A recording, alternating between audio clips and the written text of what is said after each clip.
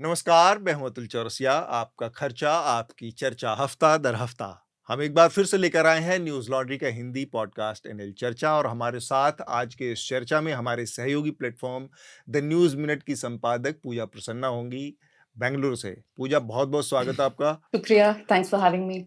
इसके अलावा हमारे साथ स्टूडियो में हमारे 2 साथी, आपके जाने-पहचाने परिचित चेहरे, हृदेश और शार्दुल। हेलो। शार्दुल ने बहुत ज़ोरदार गर्मजोशी से आप लोगों का इस्तकबाल किया है क्या? और साथ में हमारे जुड़ेंगी मुंबई से विनया।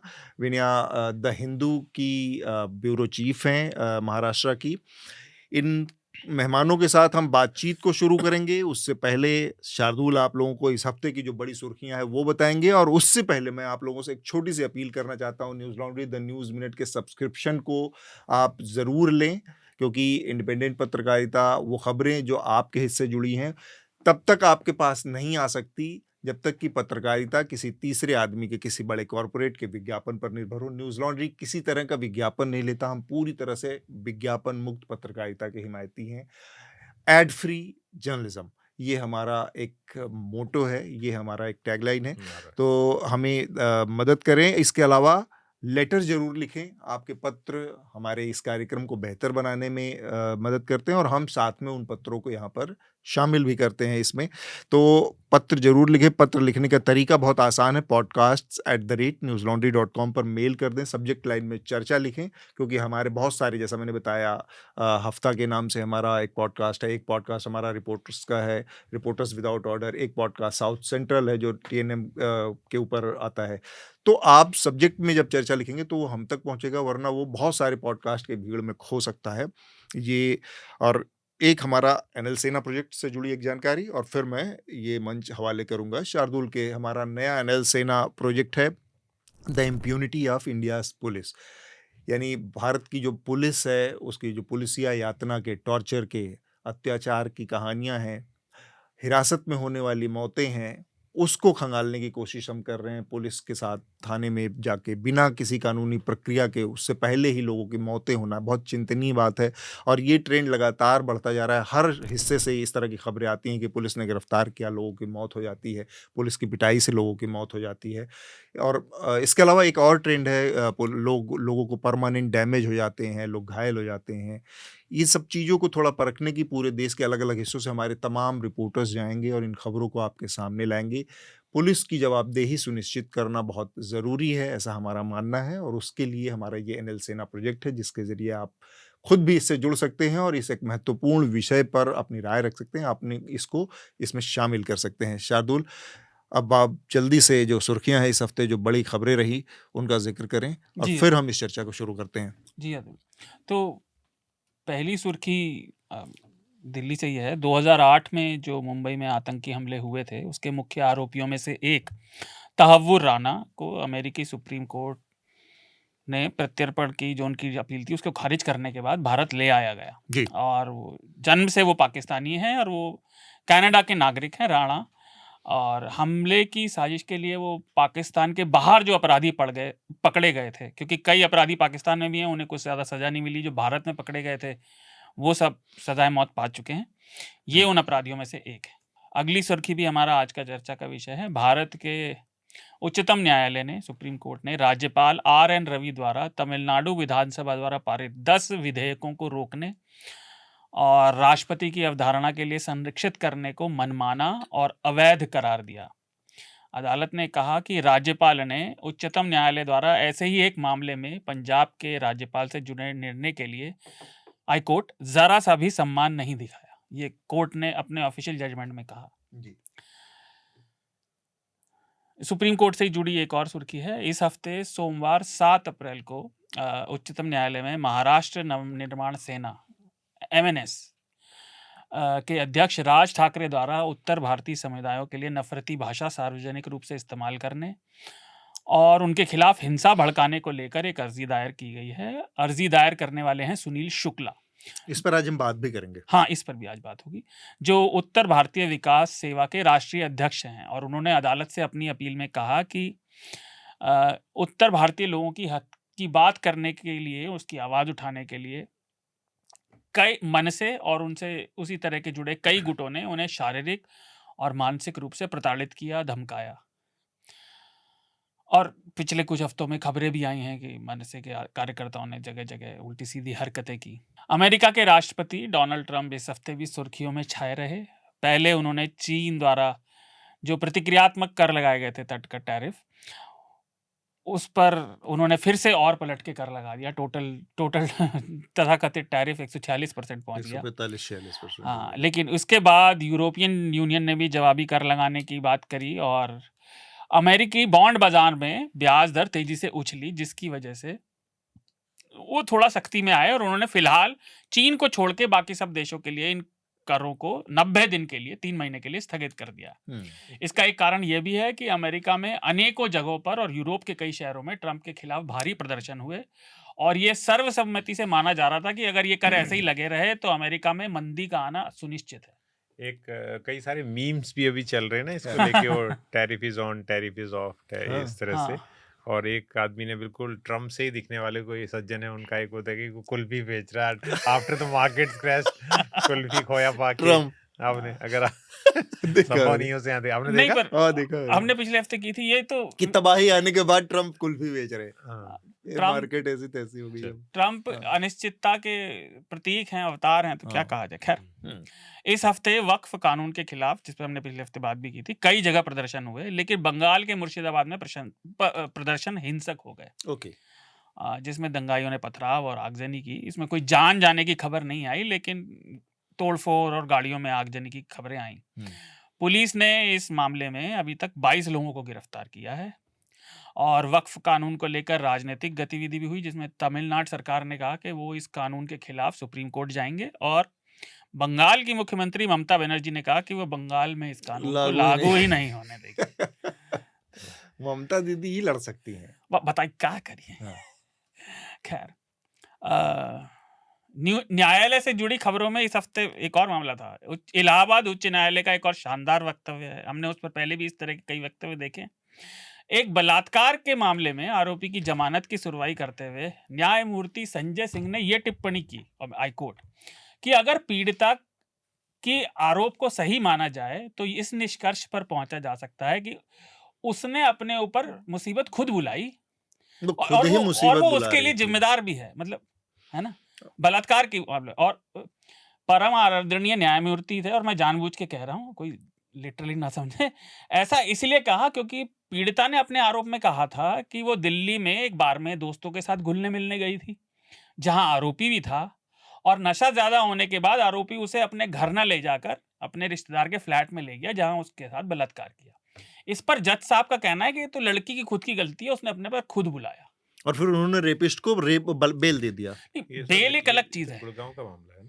हाँ, गुड़गांव में हुआ था। हाँ, पर बेल भी दे दिया, इलाहाबाद हाई कोर्ट में गया उन्होंने। बेल एक अलग चीज है, वो तो है, क्योंकि देखिए हम लगातार कहते हैं बेल इज द रूल, पर वो आरोपी बरी नहीं हुआ। जब तक कन्विक्शन नहीं होता तब तक आप बेल पा सकते हैं। पूजा, ये मामला, मतलब इस तरह के मामले अक्सर आते रहते हैं, मतलब अदालतों के उल्टे सीधे फैसले, खासकर इस तरह के मामले। कुछ दिन पहले भी इससे जुड़ा एक मामला आया था पिछले हफ्ते इलाहाबाद हाईकोर्ट, जहां उन्होंने कह दिया कि लड़की की छाती दबाना, उसके कपड़े फाड़ना, उसको घसीट के नीचे ले जाना उधर झाड़ियों में, ये सब बलात्कार के इंटेंशन और बलात्कार की पुष्टि नहीं कर चेष्टा सकते, की पुष्टि नहीं करता। मतलब उसके वक्षस्थल और उसके सलवार की नाड़े को निकाल लेना बलात्कार की कोशिश नहीं है। ये इस पर नहीं, बहुत डिस्टर्बिंग है। पर इलाहाबाद हाईकोर्ट में हमने देखा है इससे पहले भी, जैसे वो मेजॉरिटेरियनिज्म जो कमेंट था, उस पे कुछ इवेंचुअली कुछ एक्शन तो लिया नहीं गया। पर as far as women are concerned, ये हमने सब जगह देखा, कर्नाटका में भी देखा है।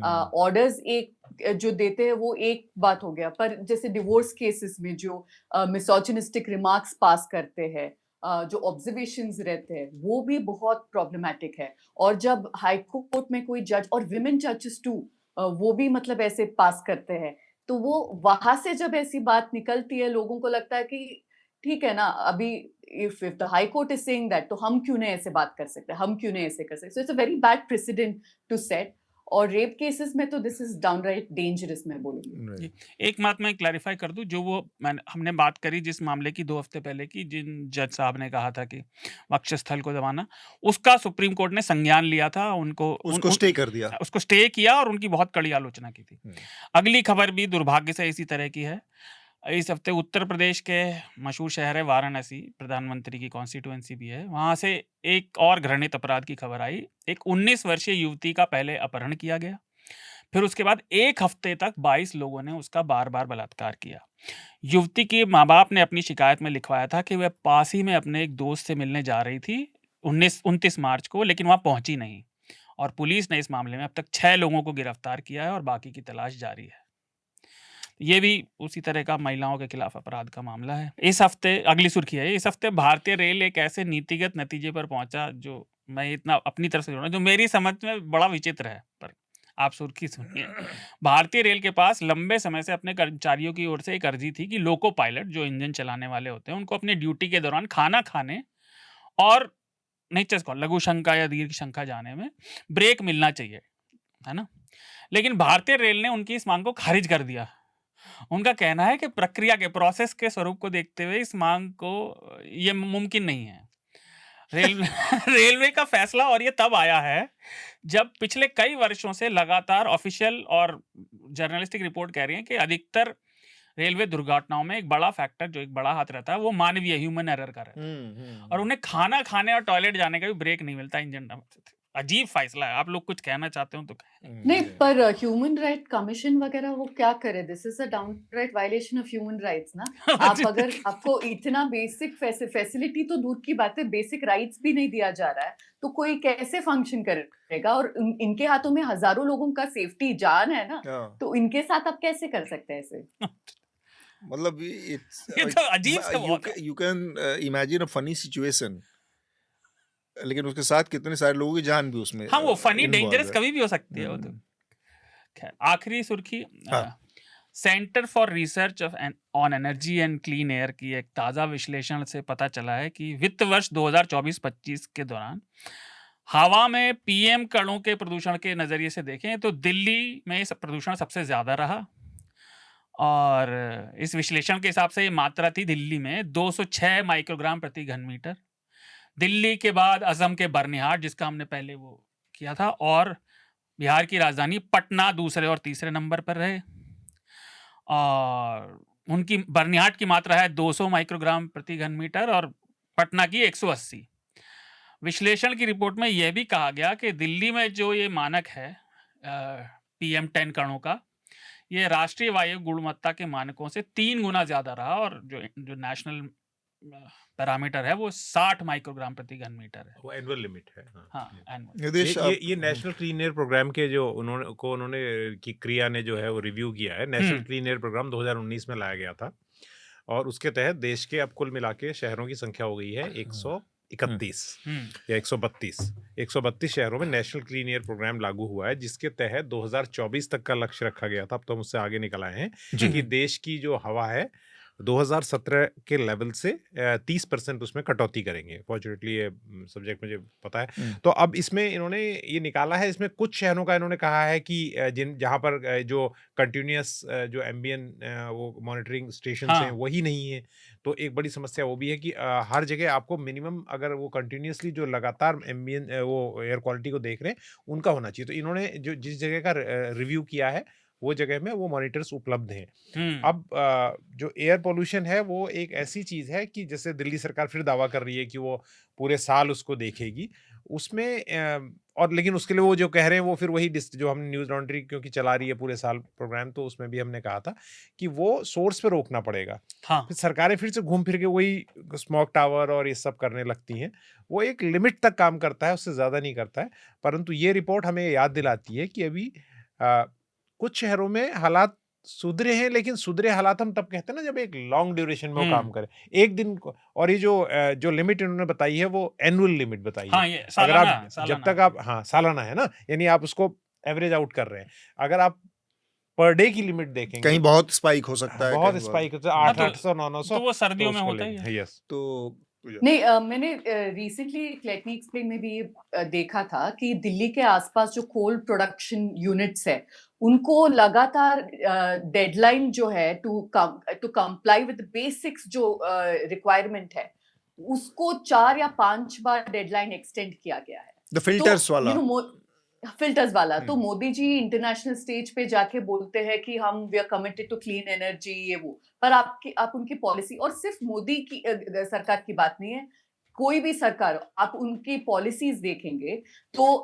जो क्लीन एनर्जीज है उन पे टैक्स बढ़ाते जाएंगे और ऐसे जो पोल्यूटेंट्स है उनको आप खुली छूट देके वो जो मर्जी आए करते हैं, तो कहाँ से कुछ होगा। तो लॉन्ग पूजा, टर्म ये जो सॉल्यूशंस बात आप नहीं कह है रही हैं हमारे ये पास। 2015 में सुप्रीम कोर्ट में कहा था गया था, और ये कहा गया था कि वो एक फ्लू गैस डीसल्फराइजेशन एक टेक्नोलॉजी है, वो कोयला बिजली घर लगाएंगे, बिकॉज कोयला बिजली घर इसलिए ज्यादा खतरनाक है वायु प्रदूषण के हिसाब से। Not only do they emit particulate matters but they also emit वो नाइट्रोजन और सल्फर के ऑक्साइड्स को भी रिलीज करते हैं। और साथ में अगर दिल्ली से हट के हम दूसरे छोटी जगहों की बात करें जहां लोगों के स्वास्थ्य पे बहुत खराब प्रभाव पड़ता है, इसलिए कि वो ऐश डैम जो होता है, जो राखड़ डैम हम हिंदी में कहते हैं, ऐश डैम है, वो बहुत ज्यादा पोल्यूटिंग है।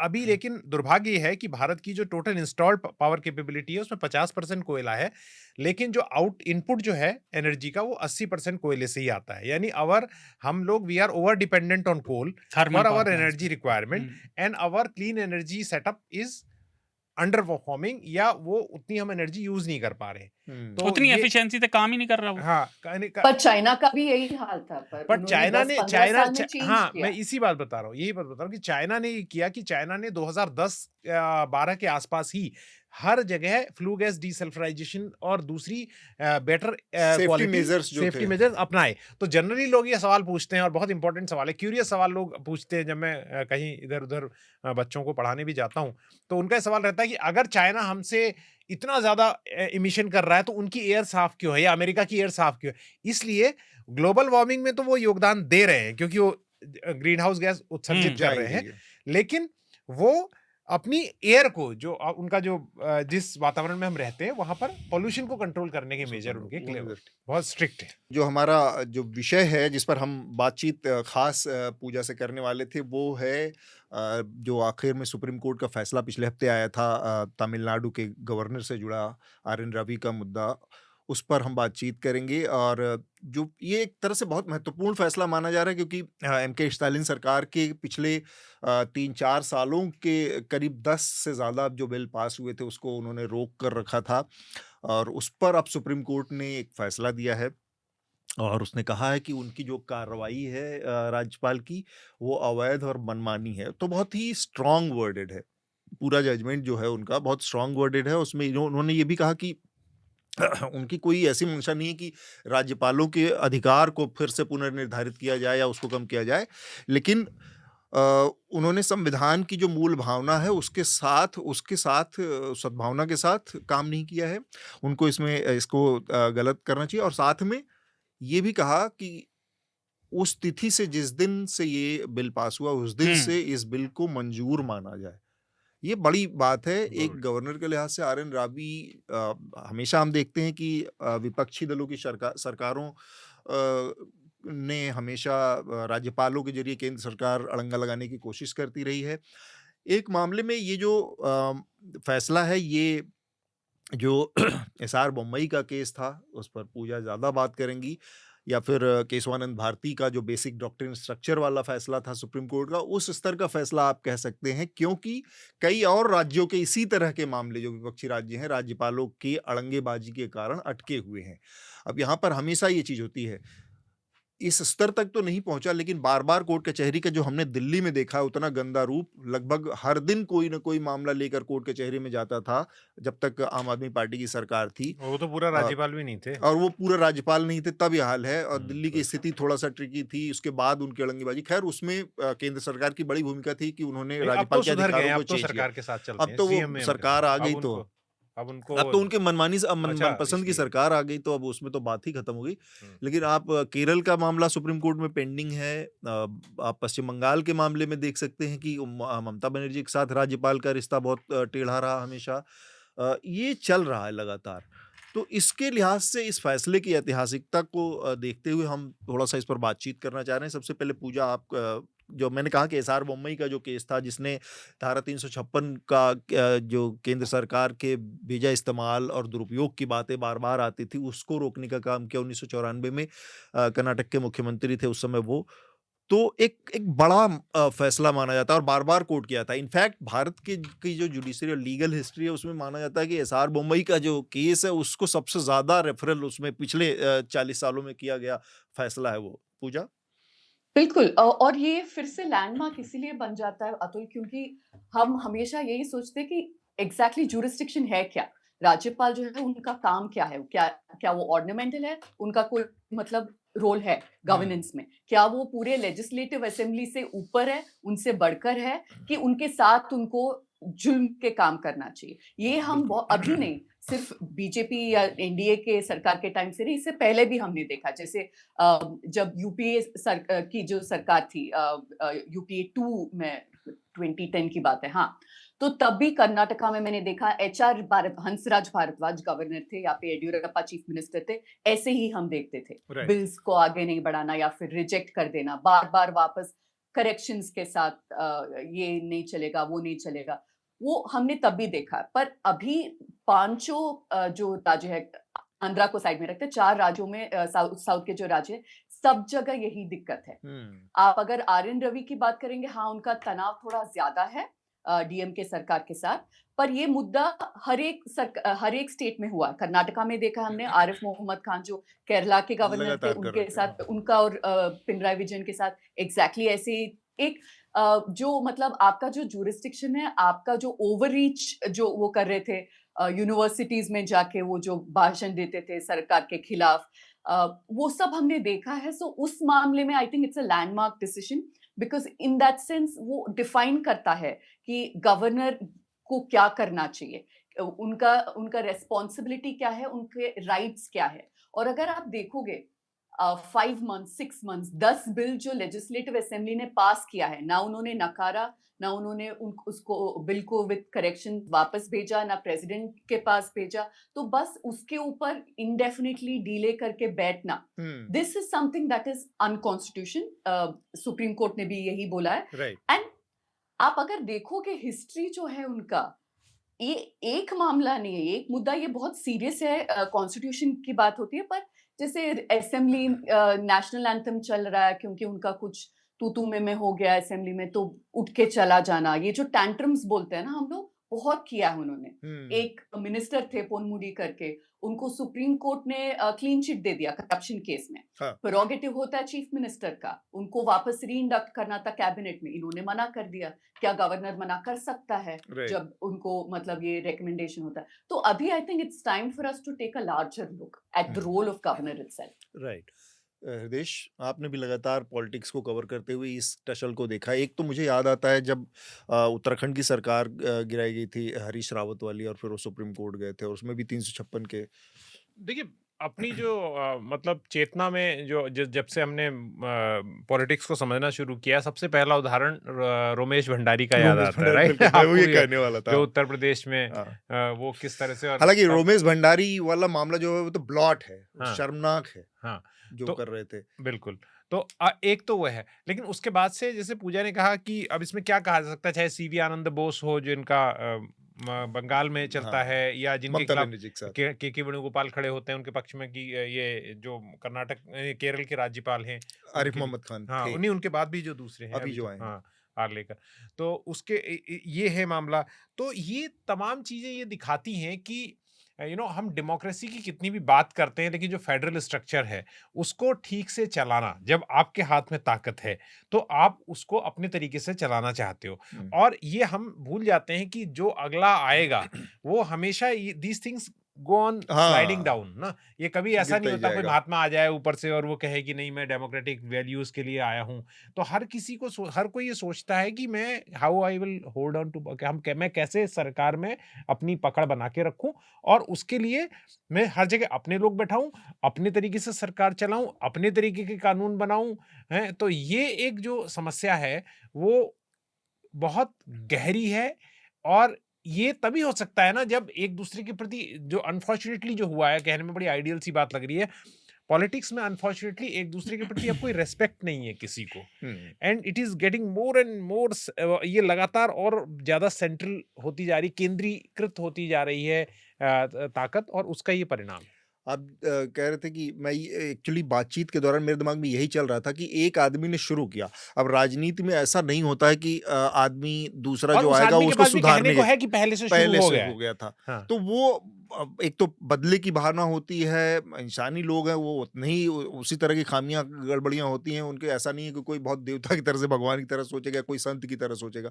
राजनीति में ऐसा कोई होता नहीं। इसलिए ये चीज एक बार आपने गड़बड़ शुरू की तो वो लगातार स्लिपरी स्लोप की तरह गिरता गिरता फॉल और पता बढ़ता है जाता है। इसमें क्या लगता है कि जब जब राज्यों में जो सरकारें हैं अगर वो चलती रहें और बहुत कोई जनहित से जुड़े हुए कानून है वो ना भी पास हो, तो उनको बहुत ज्यादा फिर दिक्कत नहीं। अगर नहीं होने दे रहा कोई पास, तो क्या वो तभी जब गले गले आ जाए आदमी की और आपको लगे कि अब सरकार चलाना ही मुश्किल है, तो उन्हीं मुद्दों पर, यानी जनता के एक बड़े हिस्से के साथ अन्याय हो रहा है ना। मैं आपने रोमेश भंडारी का जिक्र किया, मैं अपने या जो दर्शक है उनको बता दूं, रोमेश भंडारी ने एक दिन के लिए आनन फानन में जब जगदम्बिका पाल को उत्तर प्रदेश का रातों रात मुख्यमंत्री पद की शपथ दिला दी, क्योंकि भारतीय जनता पार्टी समर्थन और इस सब का जुगाड़ कर रही थी, हंग असेंबली हो गई थी।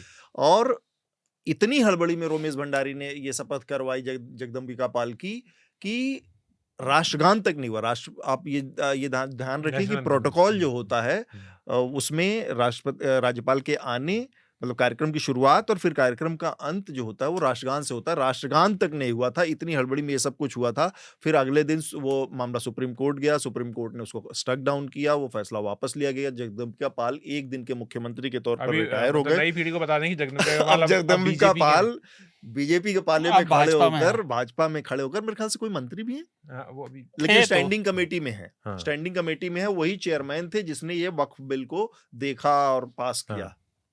पर अभी हाल ही में भी वही हुआ ना महाराष्ट्र में। मैं अब मुझे याद नहीं आ रहा था गवर्नर कौन थे जो 8 बजे या 7 बजे सुबह जाके जो भगत सिंह कोश्यारी की बात, पूर्व मुख्यमंत्री उत्तराखंड, वो हमारे प्रदेश से आने हैं। We are proud, I am representing. काफी अच्छा लेगेसी है। तो देखिए, एक तो मुझे इस निर्णय में 2 बात अच्छी लगी, क्योंकि इससे पहले भी राज्यपालों से जुड़े हुए निर्णय सुप्रीम कोर्ट ने दिए थे, जैसे पंजाब वाला एग्जाम्पल कोर्ट ने अपने इस निर्णय में भी बताया। लेकिन एक तो इसमें उन्होंने तय समय सीमा कर दी है रोक की। दूसरा कि वो महीने भर के भीतर आपको निपटाना है। दूसरा, राष्ट्रपति भी अगर रोक लगाते हैं तो उसको भी उन्होंने राज्य सरकार से नीचे माना है, क्योंकि राज्य सरकार में जनता के चुने हुए प्रतिनिधि लोग हैं।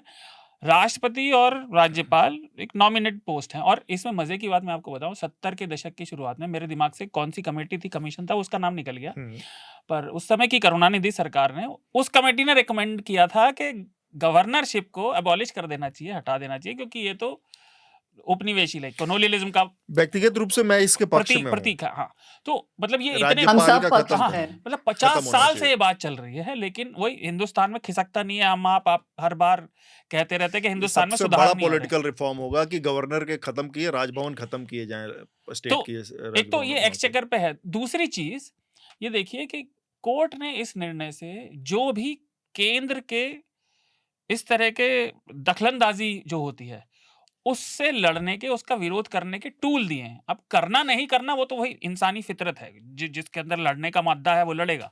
लेकिन आपके पास कानूनी और वेल डिफाइंड आपके पास टूल है जो पहले उपलब्ध नहीं थे। कम से कम जितना इस विषय के बारे में पढ़ा, तो पहले नहीं थे कि इतनी तय और छोटी समय सीमा।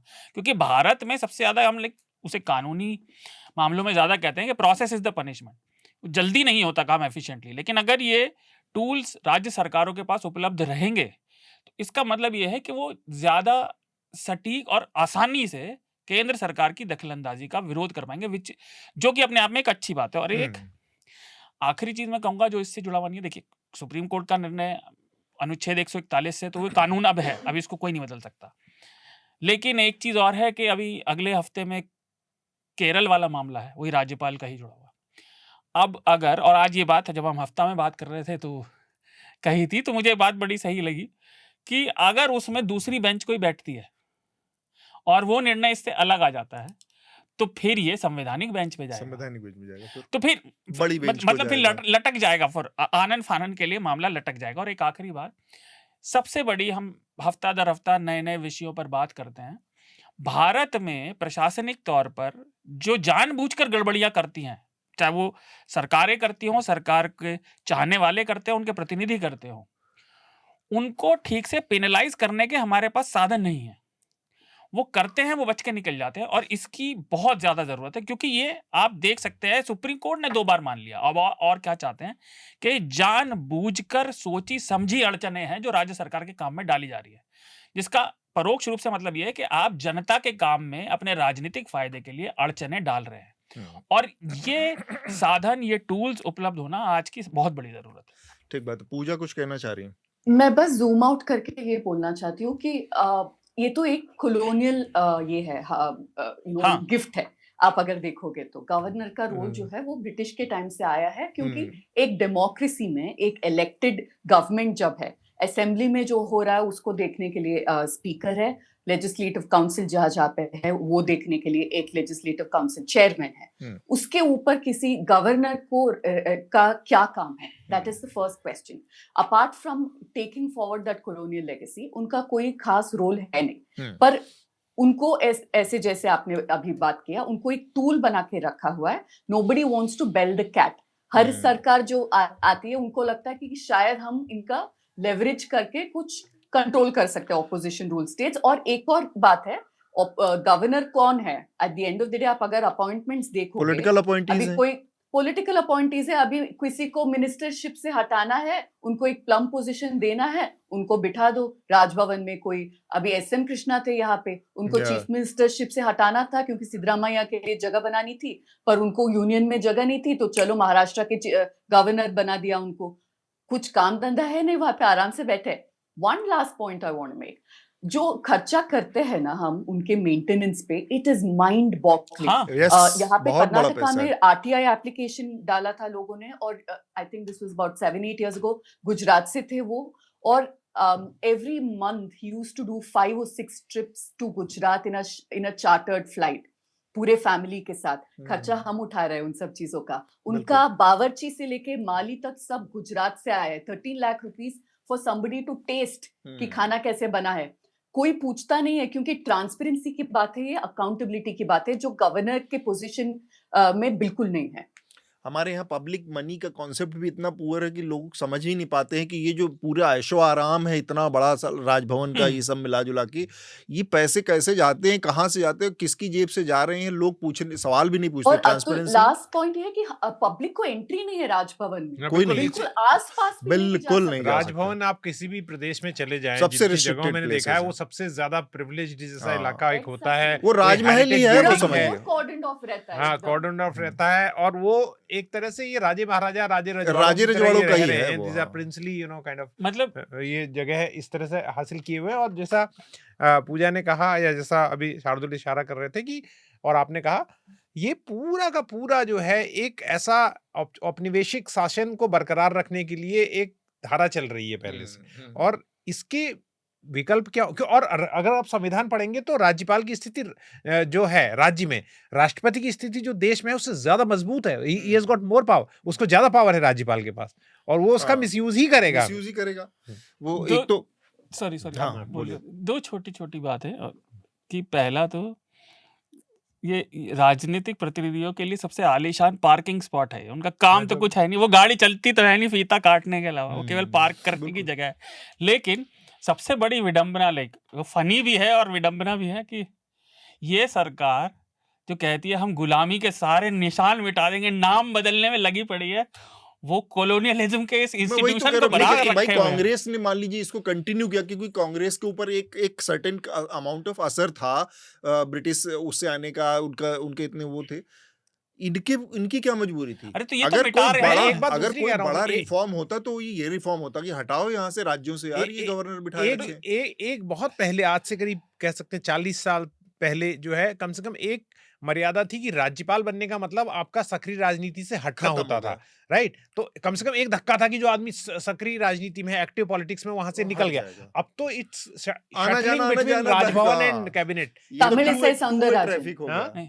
वो तमिलिसाई सौंदरराजन वो गवर्नर बनी यहाँ हाँ पे, फिर उसके बाद मोतीलाल वोरा, कंटेस्ट करना, इलेक्शन वापस आ जाती है, मोतीलाल हार वोरा, गई। हाँ नहीं, अब ये हाँ, रोबोटिक बिल्कुल। पार्किंग है, वो एस गाड़ी एम थोड़ी कृष्णा जल्दी भी निकल ना, जाती एसएम है। कृष्णा, मोतीलाल वोरा, हाँ, there are an number of people now, वो जाते आते हैं, अब तो कोई वो रोक ही नहीं रही इसमें अरे, ये राइट नहीं। और एक और चीज जो बार बार कही जाती है, जिसका मुझे लगता है कि मैंने कहीं पढ़ा भी था और मुझे लगता है कि वो ज्यादा अच्छा फीजिबल ऑप्शन है। लोग कहते हैं कि शपथ ग्रहण कौन कराएगा, मंत्रिमंडल का गठन कौन करेगा। अरे हर राज्यों के वो चीफ जस्टिस ऑफ वो चीफ जस्टिस हैं यार, जो हाई कोर्ट्स के, वो करवा देना, ये इतना ही काम है और करवाने आप के लिए बोल 5 रहे साल हो में एक बार। शपथ कराने के लिए करोड़ों करोड़ों इन लोगों को खर्च बिठाने की करके जरूरत है। उनको अरे बिठाया गया। शपथ करवाने के लिए और किसी शहीद की माता जी को ले आओ, सब वो शपथ ग्रहण करा नहीं देंगे। सीजे वो आप कहते हैं ना भाई, हाँ, कॉन्स्टिट्यूशन का सीजीआई कस्टोडियन को है ना वो, बुलाएंगे, बिल्कुल। आपका कोर्ट कस्टोडियन है ना कॉन्स्टिट्यूशन का, और वो आप शपथ कर दो उसको शपथ शपथ की भी ग्रहण। क्या सूचिता है, उसको कौन सा मान रहे हैं? अरे हाँ, आप राष्ट्रपति जी शपथ तो लेते हैं संविधान की और तीसरी अरे भाई जाके वहां 50 पे ही तो राज्य हैं।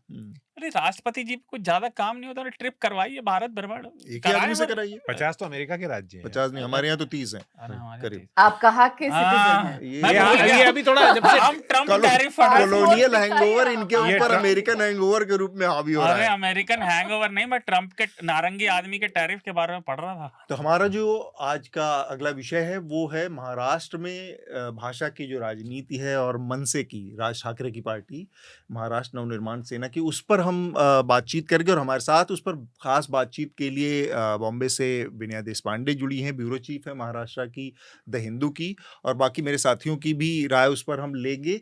लेकिन सबसे पहले विनया के पास हम जाएं, हम थोड़ा सा जो इसका इस समय का जो कॉन्टेक्स्ट है वो समझ लें कि पिछले कुछ दिनों में भाषा को लेकर, मराठी भाषा को लेकर कई लोगों के ऊपर मनसे के कार्यकर्ताओं ने, उनके एक्टिविस्ट ने हमला किया, उनके साथ मारपीट की है।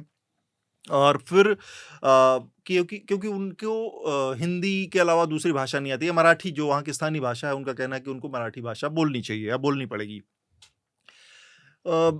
भाषा की जो लड़ाई है और उसकी जो राजनीति है वो अलग अलग हिस्सों में, हम तमिलनाडु में, कर्नाटक में, अलग अलग हिस्सों में देखते रहे, लेकिन महाराष्ट्र थोड़ा सा ट्रिकी है और मनसे की पूरी पॉलिटिक्स जो है वो थोड़ा और ट्रिकी हो जाती है इस लिहाज से कि हिंदी का जो डोमिनेंस है फिल्म इंडस्ट्री के लिहाज से, हिंदी फिल्म इंडस्ट्री के लोकेशन की वजह से, बॉम्बे की वजह से एक दूसरे किस्म का डोमिनेंस है महाराष्ट्र में। और वहाँ पर जो सेंटिमेंट है, आप उसको अगर थोड़ा जो तमिलनाडु की भाषा की राजनीति है या कर्नाटक की है, उसके बनिस्बत थोड़ी अलग किस्म की है।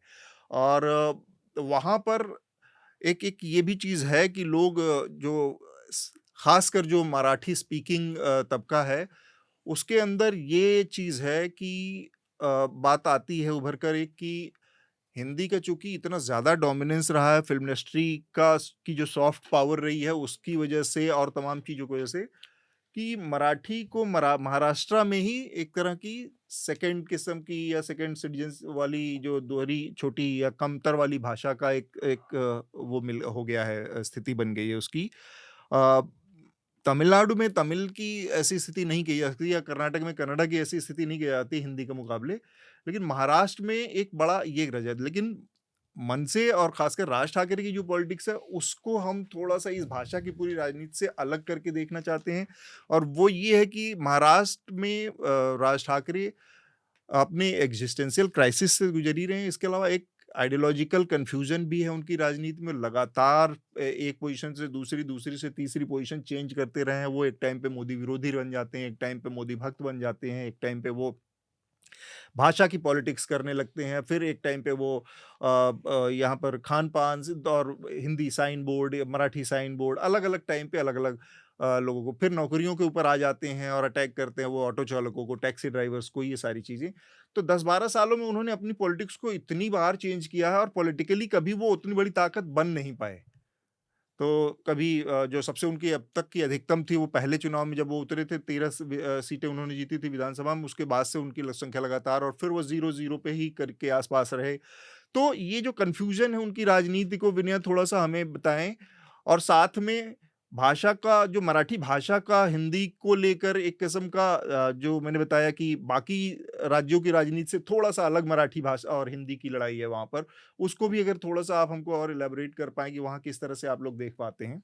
देखिए, पहली बात तो भाषिक अस्मिता का जो मुद्दा है वो महाराष्ट्र में नया नहीं है। अगर हम देखें तो शिवसेना की जो स्थापना हुई थी वही भाषिक अस्मिता को लेकर हुई थी।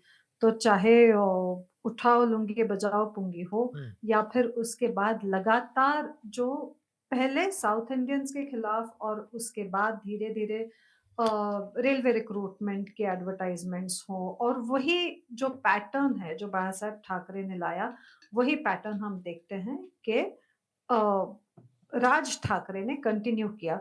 अब डेमोग्राफी बदल गई है, आपने फ़िल्म इंडस्ट्री के बारे में कहा, सिर्फ़ फ़िल्म इंडस्ट्री ही नहीं, फाइनेंशियल कैपिटल है देश का, तो इस हिसाब से हम देखते हैं कि मुंबई में जो माइग्रेंट्स हैं, माइग्रेंट लेबरर्स हों, व्हाइट कॉलर्ड वर्कर्स हों, ब्लू कॉलर्ड वर्कर्स हों, इनकी संख्या भी अधिक से अधिक होती जा रही है।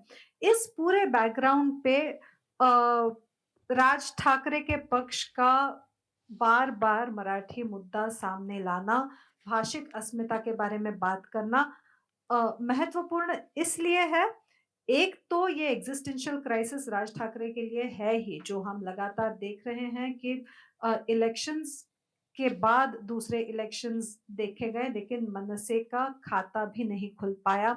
ऐसी सिचुएशन है जहाँ पे राज्य में एक राइट विंग वेव भी हमने देखी। इस बार जो स्टेट इलेक्शंस के रिजल्ट्स आए, उसमें हमने रिजल्ट्स देखे, लेकिन वहाँ पे भी मनसे अपना खाता नहीं खोल पाया। जी। तो एक तरीके से वो पॉलिटिकल फ्रस्ट्रेशन है, एक्जिस्टेंशियल क्राइसिस है, लेकिन दूसरी तरफ अगर हम देखें पिछले कुछ महीनों से पिछले कुछ हफ्तों से 30 से ज़्यादा वाक़ये ऐसे हुए हैं महाराष्ट्र में, जहाँ पे अलग-अलग जगहों पे या तो एक्चुअल फिज़िकल असॉल्ट्स हुए हैं या तो थ्रेटनिंग हुआ है, धमकियाँ दी गई हैं लोगों को कि अगर आप मराठी में बात नहीं करेंगे, तो आपके लिए अच्छा नहीं होगा। कल ही अगर हम देखें तो आईबीए को एक लेटर भी दिया गया मनसे की तरफ से, राज ठाकरे ने कहा कि अगर आप मराठी नहीं इस्तेमाल करेंगे बैंकों में, तो इसका आपको खामियाज़ा भुगतना पड़ेगा। पॉलिसी लेवल पे कुछ अलग हुआ है क्या? नहीं। आरबीआई की त्रिसूत्री जो है, 3 लैंग्वेज पॉलिसी जो है, वो सभी राज्यों के लिए वही है। जी। बैंकों की विशेषकर पब्लिक सेक्टर बैंकों की अगर हम स्टेशनरी से बोर्ड्स तक हर जगह पे देखें, तो 3 भाषाओं में वो लिखा जाता है, इंग्लिश, हिंदी और उस राज्य की रीजनल लैंग्वेज। ऑफिसर्स को अगर हम देखें तो फॉर्च्यूनेटली अनफॉर्च्यूनेटली जो ऑफिसर्स चूज किए जाते हैं वो नेशनल कॉम्पिटिटिव एग्जाम से चूज किए जाते हैं जिनमें महाराष्ट्र मराठी लोगों का तबका कम है और इसके चलते बाकी राज्यों से यहाँ पे ऑफिसर्स की संख्या ज्यादा है। फ्रस्ट्रेशन लोगों में ये है कि जिस राज्य में आप रहते हैं उस राज्य की भाषा को हीनता से देखना, उस राज्य की भाषा को रिस्पेक्ट ना देना, ये लोगों को अच्छा नहीं लग रहा और इसलिए हम देख रहे हैं कि भले ही राज ठाकरे कोई ऐसा मुद्दा उछाल रहे हों जिनकी वजह से मीडिया में काफी कंट्रोवर्सी बन गई हो, लोगों में एक हद तक इस बात को लेकर सपोर्ट है जो यहाँ के स्थानिक लोग हैं उनके मन में कि यहाँ पे जो भाषा बोली जाती है उसका रिस्पेक्ट होना चाहिए। भले ही वॉयलेंस के लिए सपोर्ट ना हो, भले ही लोगों का ये कहना हो कि इस तरीके की मारपीट, गुंडागर्दी नहीं होनी चाहिए, लेकिन एक सेंटिमेंट राज्य भर से ये भी उभर के आ रहा है और इस सेंटिमेंट को कैश करने की कोशिश जो है वो राज ठाकरे लगातार करते हुए दिखाई दे रहे हैं। अभी उन्होंने ये कहा कि गुड़ी पड़वा के उनके भाषण में उन्होंने कहा कि आप टारगेट करिए, आप बैंकों को सबक सिखाइए। कल परसों में उन्होंने कहा अब रुक जाइए। अब मनसे के जो सैनिक हैं उनसे कहा गया है कि अब इसके आगे आप कुछ नहीं करेंगे। लेकिन ये जो भाषा की राजनीति, भाषिक अस्मिता को लेकर राजनीति है, ये महाराष्ट्र में नई नहीं है। ये विनय, मैं आपको यहाँ पर रोक 1960 के से लेके चली आ रही है। मैं एक चीज़ बस इसमें पूछना चाह रहा हूँ, एक और सवाल मेरे दिमाग में है। एक तो अगर ये चीज़ इतना बड़ा मुद्दा है, इतना सेंटिमेंटल इश्यू है वहाँ पर, तो वो मनसे के सपोर्ट में, इलेक्टोरल सपोर्ट में क्यों नहीं दिखता? और दूसरी चीज़, जहाँ पर अपॉर्च्युनिटी होगी, वहाँ पर माइग्रेशन होगा, ये आज का सच है। सस्ता लेबर चाहिए पूरे देश को, वो एक जगह से आता है, एक ख़ास इलाके से आता है।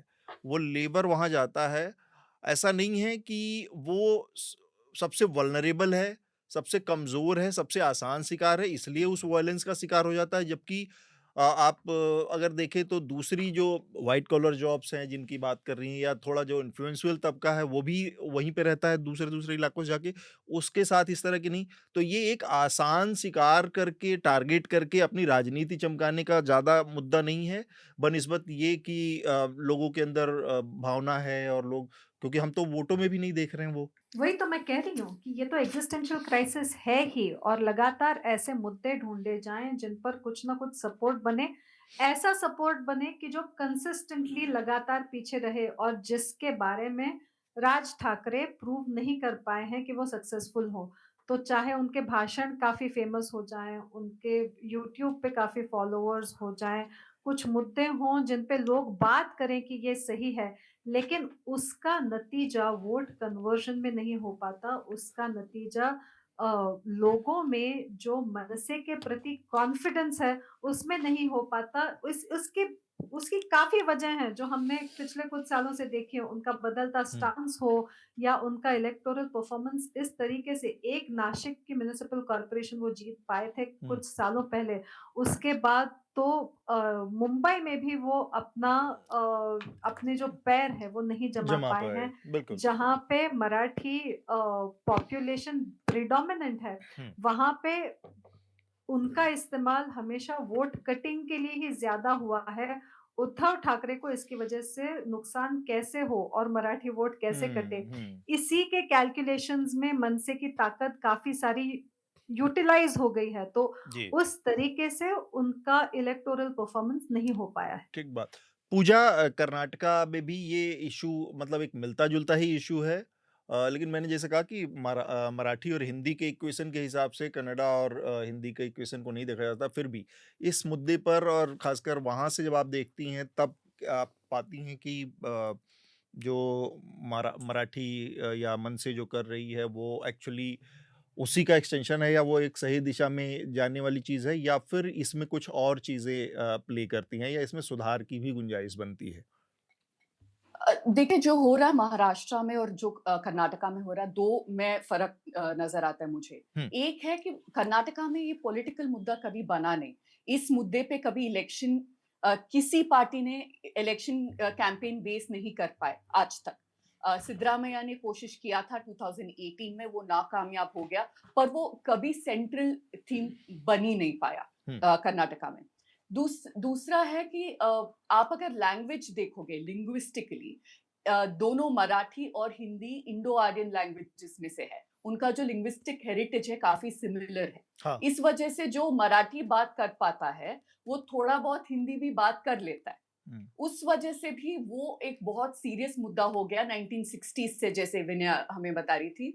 काफी जल्दी शुरू हुआ। माइग्रेशन एक कारण है, पर उसके अलावा देखिए अभी आप साउथ में देखोगे, तमिलनाडु की तो बात ही नहीं कर रही हूँ मैं, कर्नाटका में जी। जो कन्नड़ा बात कर पाते हैं मेरे जैसे लोग, हमें बहुत मुश्किल होता है हिंदी बात करना, हमको राइट। सीख के बात करना पड़ता है। हम लोग पर तो मराठी जबरदस्ती वालों बुलवा को लेते हैं, इसके लिए बहुत-बहुत अभी सॉरी। क्या करूं मैं? नहीं, पूजा एक बात मैं कहता हूँ, जब भी मैं तमिलनाडु, कर्नाटक, हाँ। केरल में आता हूँ, जो लोग मुंबई में रहे हुए होते हैं, चाहे वो हाँ। मलयाली हो, चाहे कन्नड़ हो, चाहे तमिल हो, वो भी हिंदी बोल लेते हैं। तो हिंदी का जो ये आपने बात कही वो मैं रिलेट कर पा रहा हूँ, क्योंकि उनसे पूछते हैं जी। आप कैसे हिंदी बोल पा रहे हैं? अरे हम तो बॉम्बे में रहते थे ना, ये था। तो बॉम्बे में रहने वाला जो भी, चाहे वो किसी भी काम से जुड़ा हुआ रहा हो, वो हिंदी एक का कॉमन काम कम्युनिकेशन चलाओ हिंदी लैंग्वेज। तो बोल ही लेता है। हाँ, बिल्कुल, जैसे मैं हिंदी बात कर लेती हूँ, कन्नड़ा क्योंकि बात कर सकती हूँ, मैं मराठी समझ लेती हूँ, क्योंकि वर्ड्स जो है काफ़ी कॉमन है। उस वजह से भी लोग कभी हिंदी मराठी सीखते ही नहीं है। उनको लगता है ज़रूरी नहीं है, हम हिंदी से काम चला लेंगे। उससे काफ़ी मतलब जो लोकल्स है उसमें गुस्सा है, और मैं सहमत हूँ कि लोगों को सीखना चाहिए। इस बात से सहमत नहीं हूँ कि मतलब जो violence, call for violence, right. Legitimate political parties जैसे राज ठाकरे, बाल ठाकरे के जैसे लोग जो कर रहे थे, पॉलिटिकल पॉइंट में ये रखना चाहती हूँ कि वहां पे जो चल रहा, जहां तक मुझे लगता है, एक फाइट फॉर लेगेसी है।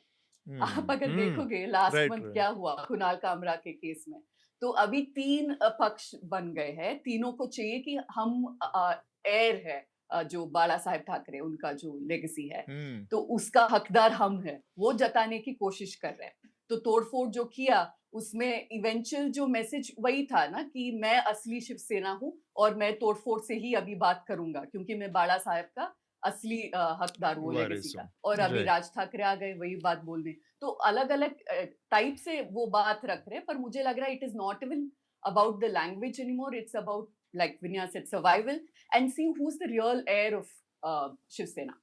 जो पूजा आप बात कर रही है ना कि इनफैक्ट मराठी में भी वो बात खासकर इंटीरियर रूरल इलाकों में उतनी ही सच है कि जो लोग केवल एक भाषा जानते हैं, जैसे जो केवल मराठी जानते हैं, उनके लिए जो सेंट्रल बैंक्स की बात इन्होंने की, केंद्रीय सरकार के जो बैंक है वहाँ के जो कर्मचारी हैं जो इधर से जाते हैं वो केवल हिंदी समझते हैं या हिंदी बोलते हैं, तो उनके लिए बहुत ही दिक्कत वाला काम है मराठी भाषियों के लिए कि वो ना तो उनकी बात समझ पाते हैं बैंक की। ये मेरे सामने रियली मतलब प्रॉब्लम आई लोगों की कि भैया वो हिंदी बोलता है कि हमारे समझ में नहीं आता, गांव में हम बैठे हैं कहीं लातूर में, उस्मानाबाद में, दूर दराज के, और वो सेंट्रल बैंक का एम्प्लॉई है और वो हिंदी बोलता है, वो आया है कहीं दिल्ली से। तो ये उतना ही सच कन्नड़ा में भी इतना। मैं बस, आप क्योंकि विनया को जाना भी है तो आप दोनों से एक कॉमन सवाल है मेरा। आप बॉम्बे में रहती हैं, आप बैंगलोर में रहती हैं, दोनों शहरों का कैरेक्टर ऐसा है कि, और जो आज की सच्चाई है, माइग्रेशन बहुत बड़ी सच्चाई है, एक कॉस्मोपॉलिटन कैरेक्टर रहा है इन दोनों का तो नहीं कहूँगा, लेकिन बॉम्बे का तो बहुत ज़्यादा रहा है उसके बनिस्बत। अब बैंगलोर भी धीरे-धीरे हो रहा है क्योंकि इतना बड़ा हब बन गया है तो पूरे देश से लोग वहाँ जाएँगे ऑब्वियसली, और अपनी लैंग्वेज, अपना बहुत सारा चीज़ें लेके भी जाएँगे। तब इस तरह की चीज़ें जब सामने आती हैं तो कई बार ऐसा लगता है कि बहुत आर्टिफिशियल किसी हिडन दूसरे मोटिव से उभारा गया या बढ़ावा दी जा रही है इन तमाम तरह के मुद्दों को। रियल मुद्दे जबकि कुछ हैं, बहुत सारे हैं और वो हमारे सामने रहते हैं, हमारे हर दिन के उसमें आते हैं, लेकिन उन पर बात कम होती है या उनसे भटकाने के लिए अक्सर ये सारी चीज़ें तूल दी जाती हैं किसी और मोटिव से। तो इस पर क्या कहेंगे? आज की इस तारीख में ये बहुत बड़ा सच है, आप रोक नहीं सकते, चाहे कुछ भी हो जाए, माइग्रेशन होगा, नौकरियों का कंसंट्रेशन कुछ बॉम्बे, बैंगलोर जैसे शहरों में फ़ोकस्ड है, तो फिर कैसे हो पाएगा ये? जी देखिए, मुझे ऐसा लगता है विशेषकर मुंबई के बारे में अगर हम बात करें तो मुंबई देश की आर्थिक राजधानी है, ये कोई नई बात नहीं है। मुंबई में माइग्रेशन काफ़ी सालों से है, ये भी कोई नई बात नहीं है। शिवसेना का जन्म, जैसा मैंने कहा, वो ही माइग्रेशन और माइग्रेंट्स के खिलाफ हुआ था 1960 के दशक में, जब बाला साहेब ठाकरे ने ये मुद्दा उठाया कि जो साउथ इंडियंस की जो पूरी लॉबी बन चुकी है, वो यहाँ पे नहीं चलेगी। इसलिए वो पूरा एजिटेशन भी उठा और चला। तो जहाँ पे अपॉर्चुनिटीज़ हैं, वहाँ पे माइग्रेशन होगा। ये तो किसी दुनिया के किसी भी इलाके का सबसे बड़ा सच है। वही अमेरिका में भी हो रहा है, जहाँ-जहाँ पे अपॉर्चुनिटीज़ हैं, वहाँ-वहाँ पे हमने ये देखा है। मुद्दा ये है कि जहाँ पे आप जाएँ, वहाँ के कल्चर को आप रिस्पेक्ट करें और वहाँ के लोगों की जो भाषा है, जो अ, उनका रहन-सहन है, उसके बारे में रिस्पेक्ट हो। वो मुद्दा कम होता जा रहा है, इसलिए हमने देखा कि बीच में मराठियों का एजिटेशन हुआ, क्योंकि जहाँ-जहाँ पे एक विशिष्ट कम्युनिटी थी, जहाँ पे नॉन वेजिटेरियन खाना भी अलाउड नहीं था। हमने देखा मुंबई में, वहाँ पे मराठी लोगों को घर भी नहीं मिल पा रहे थे क्योंकि सोसाइटीज़ ने आके कहा कि नहीं, जो मराठी में बात करने वाले हैं उनको ना नौकरी मिलेगी, ना घर मिलेगा, जो नॉन-वेज खाने वाले हैं उनको हम आसरा नहीं देंगे। तो हुँ, ये जो सोशली जो डिसग्रंटलमेंट है within the hmm, local community, इसका एक्नॉलेजमेंट कहीं न कहीं होना चाहिए। हुँ, लेकिन दूसरी बात मैं आपको बताऊँ कि अभी जो मुद्दा हम क्यों राज ठाकरे के बारे में बात कर रहे हैं, क्यों अभी हम मनसे के बारे में बात कर रहे हैं, तो ये जो असॉल्ट्स राज्य भर में हुए, उसको लेकर कर रहे हैं। और उसको लेकर मुझे लगता है कि भाषिक अस्मिता ये एक बहुत ही छोटा मुद्दा है। जो असल मुद्दा है, जो अहम मुद्दा है, वो है पब्लिक सेक्टर बैंकों का लोगों के प्रति उनकी अकाउंटेबिलिटी कम होना, जिसकी वजह से लोगों में फ्रस्ट्रेशन बढ़ गया है। और भाषा ये हुँ, एक मुद्दा बन गया वो फ्रस्ट्रेशन एक्सप्रेस करने का। तो ओके। अगर हम यहाँ पे फील्ड पे जाके देखें, अंबरनाथ में जाके देखें, महाराष्ट्र में कई ऐसे इलाके हैं जहाँ पे ब्रांच मैनेजर्स को या तो मारपीट हुई है उनके साथ, या तो उनको धमकी दी गई है। लोगों का सपोर्ट, लोगों का उस गुस्सा इसलिए उमड़ा कि बैंक उनके जो कंसिस्टेंटली डिमांड्स हैं, एक्सपेक्टेशंस हैं, उस पे खरा ना उतरते हुए कम्युनिकेशन का कोई साधन भी नहीं बना पाई। तो हम्म इसलिए भाषिक मुद्दा, जैसा आपने कहा कि मुद्दे कई और हैं जो शायद चर्चा में नहीं आ रहे हैं, जो इतने ग्लैमरस भी नहीं होंगे, लेकिन उन मुद्दों को अगर एड्रेस ना करें तो जैसा एक वेंटिंग सिस्टम होता है कि प्रेशर कुकर में आप कुछ ना कुछ भरते जाएं, कभी ना कभी तो सीटी बजेगी। तो ये भाषिक मुद्दा जो बना भाषिक अस्मिता का, ये वो लास्ट स्ट्रॉ बना जिसकी वजह से ये फ्रस्ट्रेशन उमड़ा। ऐसा अभी जो हम मनसे के बारे में बात कर रहे हैं उन केसेस को देख के तो ऐसा लगता है। ठीक बात। पूजा, इसके बाद मैं हृदेश और अपना शार्दुल की बात करूंगा आखिर में। बिनिया, आपको जाना है मुझे पता है। जी, आप बहुत-बहुत शुक्रिया जाने से आपका। पहले थैंक यू आप फॉर अपना दिस अपॉर्चुनिटी। रिकमेंडेशन देकर जाएं, और यहाँ पर बाकी जो और- मेरे और- साथी हैं इनसे इनका अगर और आपसे कोई सवाल नहीं होगा नहीं तो मैं हम आपको भेजेंगे। नहीं, वो तो ठीक है, लेकिन आप बहुत खुशकिस्मत हैं और प्रिविलेज्ड हैं, हम इतनी जल्दी जाने नहीं देते किसी को। फर्स्ट गेस्ट आई एम जी, वाचिंग। बहुत-बहुत शुक्रिया। नेक्स्ट टाइम शायद कसर भर के नहीं, मतलब निकलेगी। ये मेहरबानी अतुल बाकियों पे नहीं करते। Recommendation Thank you, recommendation, Atul. एक रिकमेंडेशन आप करके फिर आपको विदा करेंगे बिनिया। जी, मैं चाहती हूँ या तो मार्मिक के जो पुराने इश्यूज हैं वो पढ़े जाएं, और हाँ। दूसरी बात सयाजी राव गायकवाड़ का एक बहुत अच्छा स्पीच है जो यूट्यूब पे मिल जाएगा, जो भाषिक अस्मिता के बारे में बात करता है। अगर Okay. वो कोई सुन पाए तो वो भी बहुत अच्छा होगा। Subtitled है वो? रिकमेंडेशंस मेरी तरफ से। ठीक बात, चलिए देखेंगे। अगर Thank you. सबटाइटल नहीं तो फिर सबटाइटल है किसी उसमें। हमारे मराठी मित्र हैं उनके जरिए फिर सुना जाएगा, समझा हाँ। जाएगा। Thank you so much, Thank you thank so you much, for thank joining you. अस। प्रसन्ना, पूजा हमारे साथ हैं, और इसके बाद जो बातचीत होगी उसमें विनय हमारे साथ नहीं रहेंगे, लेकिन बाकी ये जो बातचीत का अगला हिस्सा है वो उसमें शार्दुल और हृदेश के अभी तक केवल सुन रहे थे बतौर। नहीं, मैं तो बीच में बोला भी हूँ। हाँ, तो शार्दुल आप पर अतुल, मैं एक दो हाँ। मैं बस ये बोलना चाहती हूँ, apart from agreeing with what Vinay said, एक हाँ। और बात है, जब हम माइग्रेंट्स बोलते हैं ना, हम एक क्लस्टर में क्लब कर रहे हैं सबको। बैंगलोर में अगर आप देखोगे तो ऐसे लोग हैं जो आईटी वर्कर्स है, आईटी में काम करने आते हैं, जो अपर मिडिल क्लास होते हैं, काफी वेल ऑफ होते हैं। फिर लोग आते हैं झारखंड, बिहार, वेस्ट बंगाल से, जो यहाँ के मैनुअल लेबर करने आते हैं, वर्किंग क्लास लोग होते हैं, जो डिलीवरी बॉय, सिक्योरिटी, उड़ीसा से भी काफी सारे लोग होते हैं। और हमने जो देखा है ये है कि सोशल मीडिया पे जाके जो काफी वेल ऑफ लोग रहते हैं, वो जो क्लस्टर्स में रहते हैं, उनको जो लोकल लोग हैं उनसे ना उनको कुछ लेना देना है, उनसे ना मिलना जुलना है, ना रिस्पेक्ट करना है कि लोकल लैंग्वेजेस को, तो आके ऐसे एक दो वीडियोस जो डाल देते हैं बदतमीजी करके, कुछ उल्टा सीधा बोल के, वो वायरल हो जाता है। उसका असर पड़ता है किस पे? ये जो माइग्रेंट वर्कर्स है, जो वर्किंग क्लास है, उन पे बहुत असर पड़ता है, क्योंकि वो फिर सॉफ्ट टारगेट्स बन जाते हैं, जबकि वो एक्चुअली आप देखोगे, आप हमारे जो डिलीवरी लोग होते हैं, वो फिर भी एक एफर्ट दिखता है उनमें, वो कोशिश करते हैं, एटलीस्ट टूटी फूटी कन्नड़ा बात करके कोशिश तो रहेगी। इन लोगों का ज्यादातर, मैं जनरलाइज तो नहीं करना चाहूंगी, वो एक पॉइंट है। सेकंड पॉइंट में ये बोलना चाहती थी, Bangalore according to some studies, Bangalore ऐसा एक शहर है जहाँ पे 108 लैंग्वेजेस बोला जाता है, one of the highest in the world. ये इसलिए भी है कि उनकी जो जियोग्राफिकल लोकेशन है बैंगलोर का, पेनिनसुलर इंडिया के एकदम बीच में है। एवरेज बैंगलोरियन एटलीस्ट 2 या 3 लैंग्वेजेस बात कर ही लेता है। अभी जो हमारे बाजू में कोई तमिल वाला है, कोई तेलुगु वाला है, दुकानदार मलयालीज है, हिंदी, इंग्लिश, कन्नड़ा तो है ही, तो उसके ऊपर से एक और लैंग्वेज बात करना है किसी और के कन्वीनियंस के लिए, उससे लोगों को तकलीफ है। और मुद्दा है, छोटा नहीं है मुद्दा वैसे, पर इस पे लोग वोट नहीं डाल रहे। कर्नाटका में फर्क इतना ही, तमिलनाडु और कर्नाटका में, या फिर महाराष्ट्र और कर्नाटका में, ये फर्क। राइट, ठीक बात। देश, पहली टिप्पणी आपकी और शार्दुल की। तो इसमें जो उन्होंने बात कही, इसमें मैं पॉलिटिकल एंगल से कहना चाहता हूँ कि मैंने 2008-9 की बात याद आती है, अब दोनों भाइयों के बीच झगड़ा हुआ था, उससे एग्जैक्ट ईयर मुझे याद नहीं है, तो वहाँ काफ़ी समय मैंने वक्त बिताया था इनकी झगड़े को कवर करने के लिए। जब अंबानी ब्रदर्स का, नहीं, इन दो भाई ठाकरे ब्रदर्स जवानपुर रहते हैं। गुजरातियों में लड़ाई नहीं है, आप अंबानी में काम पहुंच गए। आप थोड़ा सा मतलब वैसे दो चले गए। भाई, दोनों तो मैं दो ही बॉम्बे भाई, से हैं, तो तुम कंफ्यूज हो गए। मैं तो दोनों भाइयों में एक ही जानता हूँ। इनको मेरे बारे में भी सोचना चाहिए था, मैं इतना रिच नहीं हूँ मुझे कवर करने के लिए हमें इसके लिए भेजा जाए अंबानी।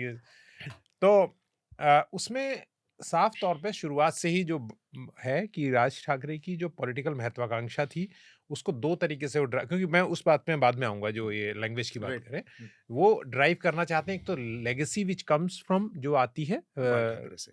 हाँ बाल ठाकरे से, बिल्कुल ठीक बात। और दूसरा अभी जो पिछले 10 साल की राजनीति है उसमें जो राइट विंग उभार जो है, एक राष्ट्रवादी उभार, उन दोनों में वो अपने आप को, उनके अंदर एक भावना है कि वो बड़े फिट हैं और उसके लिए सबसे बेस्ट सूटेबल हैं। Suitable है। पर जनता ऐसे नहीं सोचती। जनता जिस दिन वो उससे अलग हुए, उनके लिए उद्धव ठाकरे की जो पार्टी है वो पहली पार्टी बन गई जिसके प्रति उनकी फेथ है, क्योंकि बाला साहेब के और धनुष जो है उनके साथ है, साथ है, ठीक राइट। बात। अब भले ही ना हो लेकिन वो उनके साथ रहा।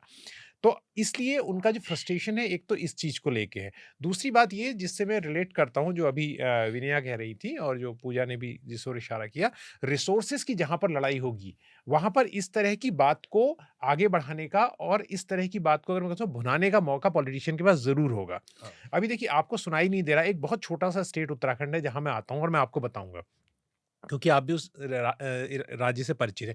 वहां पर एक वक्त जमीन की कीमत बहुत ज्यादा नहीं थी, बहुत सस्ती थी, और बाहर से गए लोगों ने जो खरीद बड़ी सकते बड़ी हैं जमीनें खरीदी। खूब सारी जमीनें खरीदी, होटल बनाए, किया। बहुत छोटे से स्टेट की बात करो, इसका कोई जिक्र भी नहीं कर सकता, इसको पता भी ना। वहां पर अब जब मैं गांव में आज बात होती है तो वहां इस तरह की भावनाएं बहुत बढ़ गई हैं। एक समय में कि इन्हीं बाहर लोगों ही ने आ रहा है। बढ़ावा दिया, पैसा भी कमाया उससे, रेट भी बढ़ाए, ठेकेदार भी आए, बिचौलिए भी आए, और आज न केवल आप जो एक तो सांप्रदायिक भावनाएं जो वहां फैन की जा रही है उसमें तो उसकी बात ही नहीं कर रहा हूँ, लेकिन वहां बाहरी रीजनल लोगों से। बातें जो होने लगी हैं और बाहर के लोग कंफर्टेबल पूजा नहीं हैं। ये हृदय मुझे डराने के लिए धमका रहे, इशारे नहीं, इशारे मैं में नहीं मुझे धमका पता रहा हूँ, है मैं क्या कि धमकाऊंगा, बाहर रहना, इधर आना भी मत। मैं ये समझ पा रही हूँ कि हिंदी बात करने वाले माइनॉरिटी में थे इस पॉडकास्ट में, at least for the first half.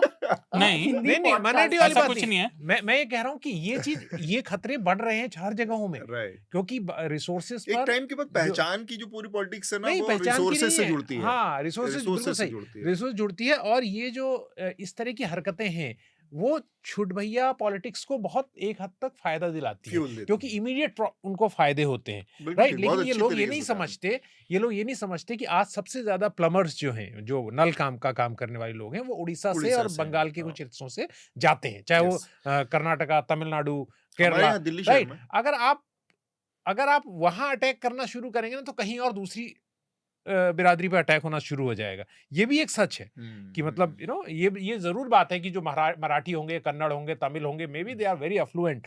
तीसरी और आखिरी बात मैं ये कहना चाहता हूँ कि, और ये बड़े फख्र के साथ कहना चाहता हूँ, मैं 25 साल से करीब 30 साल से दिल्ली में हूँ।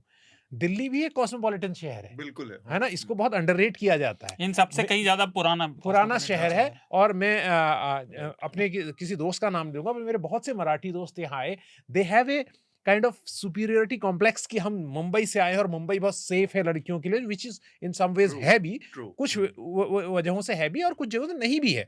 तो लेकिन उनमें से बहुत सारे लोगों ने ये भी कहा कि दिल्ली में जो एक एक्सेप्टेंस है, ये नहीं कि Delhi is a kind of may be very bad city in terms of pollution, in terms of other things, और क्राइम अगेंस्ट गर्ल्स, विमेन, लेकिन xenophobic फीलिंग्स अभी इसलिए नहीं है बिकॉज राइट फ्रॉम स्टार्ट ये कई जगहों का लोगों का घर रहा। आई विश ये रहे आगे, इसके भी बढ़ने के खतरे। नहीं, ये बात आपने बिल्कुल बहुत सही वो कही है। बहुत कम कई बार हम लोग बात करते हैं तो दिल्ली का जो कॉस्मोपॉलिटन नेचर है, और उसके साथ एक चीज जुड़ी हुई है कि कभी भी इस तरह की कोई राजनीति कभी पॉलिटिकल लेवल पर भी देखने को नहीं मिली। जैसे आपको याद होगा, और मेरे सामने की बात है, ये लोग आए थे तो इन्होंने जब पहली बार सरकार बनी थी आम आदमी पार्टी की, तो इन लोगों ने एक शगुफा छोड़ना शुरू किया था, और वो इतना बुरी तरह से डैमेज हुआ, मुंह के बल गिरा उनका, कि हम दिल्ली में दिल्ली यूनिवर्सिटी और दिल्ली के उसमें दिल्ली के स्थानीय लोगों को रिजर्वेशन देंगे एडमिशन में। प्रॉब्लम है कि दिल्ली में स्थानीय है नहीं। स्थानीय कौन है? खुद जो मुख्यमंत्री है वो हिसार का रहने वाला, उप मुख्यमंत्री है वो हापुड़ का रहने वाला, शायद उनका कोई तो ये सारी चीजों को ध्यान में रख के, और इस तरह की राजनीति यहाँ पे चल नहीं सकती। पूजा आप कुछ जोड़ना चाह रही थी शार्दुल इसके बाद? हाँ, मैं ये बोलना चाह रही थी, उसका भी कोई एक हिस्टोरिकल रीजन है, और आई मीन आप लोग दिल्ली से है, आप लोग ज्यादा जानते हैं इस बारे में, पर दिल्ली में वो जो माइग्रेशन है बहुत सालों से है, ऐसा नहीं कि 20, 30 या 40 साल पहले शुरू हुआ नहीं है। बिल्कुल ठीक बात नहीं है, एग्जैक्टली। हम भी प्रवासी, हम भी कोई यहाँ के फर्स्ट जनरेशन, हम सब खुद माइग्रेंट्स हैं दिल्ली में, हम सब माइग्रेंट्स हैं। So this saying that at least in the south जो है, that Delhi is built by refugees and migrants, है ना, तो वो वो एक वजह हो सकता है। सेकंड थिंग इज, जहां तक मैंने देखा है, even people from the south who have lived in Delhi, जो हिंदी बात नहीं कर पाते, एक्सेंटेड हिंदी बात कर लेते हैं, उनके खिलाफ दिल्ली में भी डिस्क्रिमिनेशन हुआ है। ऐसा नहीं है कि दिल्ली सबको अपनाता है, पर इतना वायलेंटली शायद डिस्क्रिमिनेट नहीं करता है, बिकॉज लोकल लैंग्वेज हिंदी है, पंजाबी ज्यादा बोल लेते लोग, तो ओरिजिनल दिल्ली वाला क्या बात करता है वो मैं नहीं जानती हूँ। हिंदी, पंजाबी, या फिर certain dialect of Hindi that comes from you.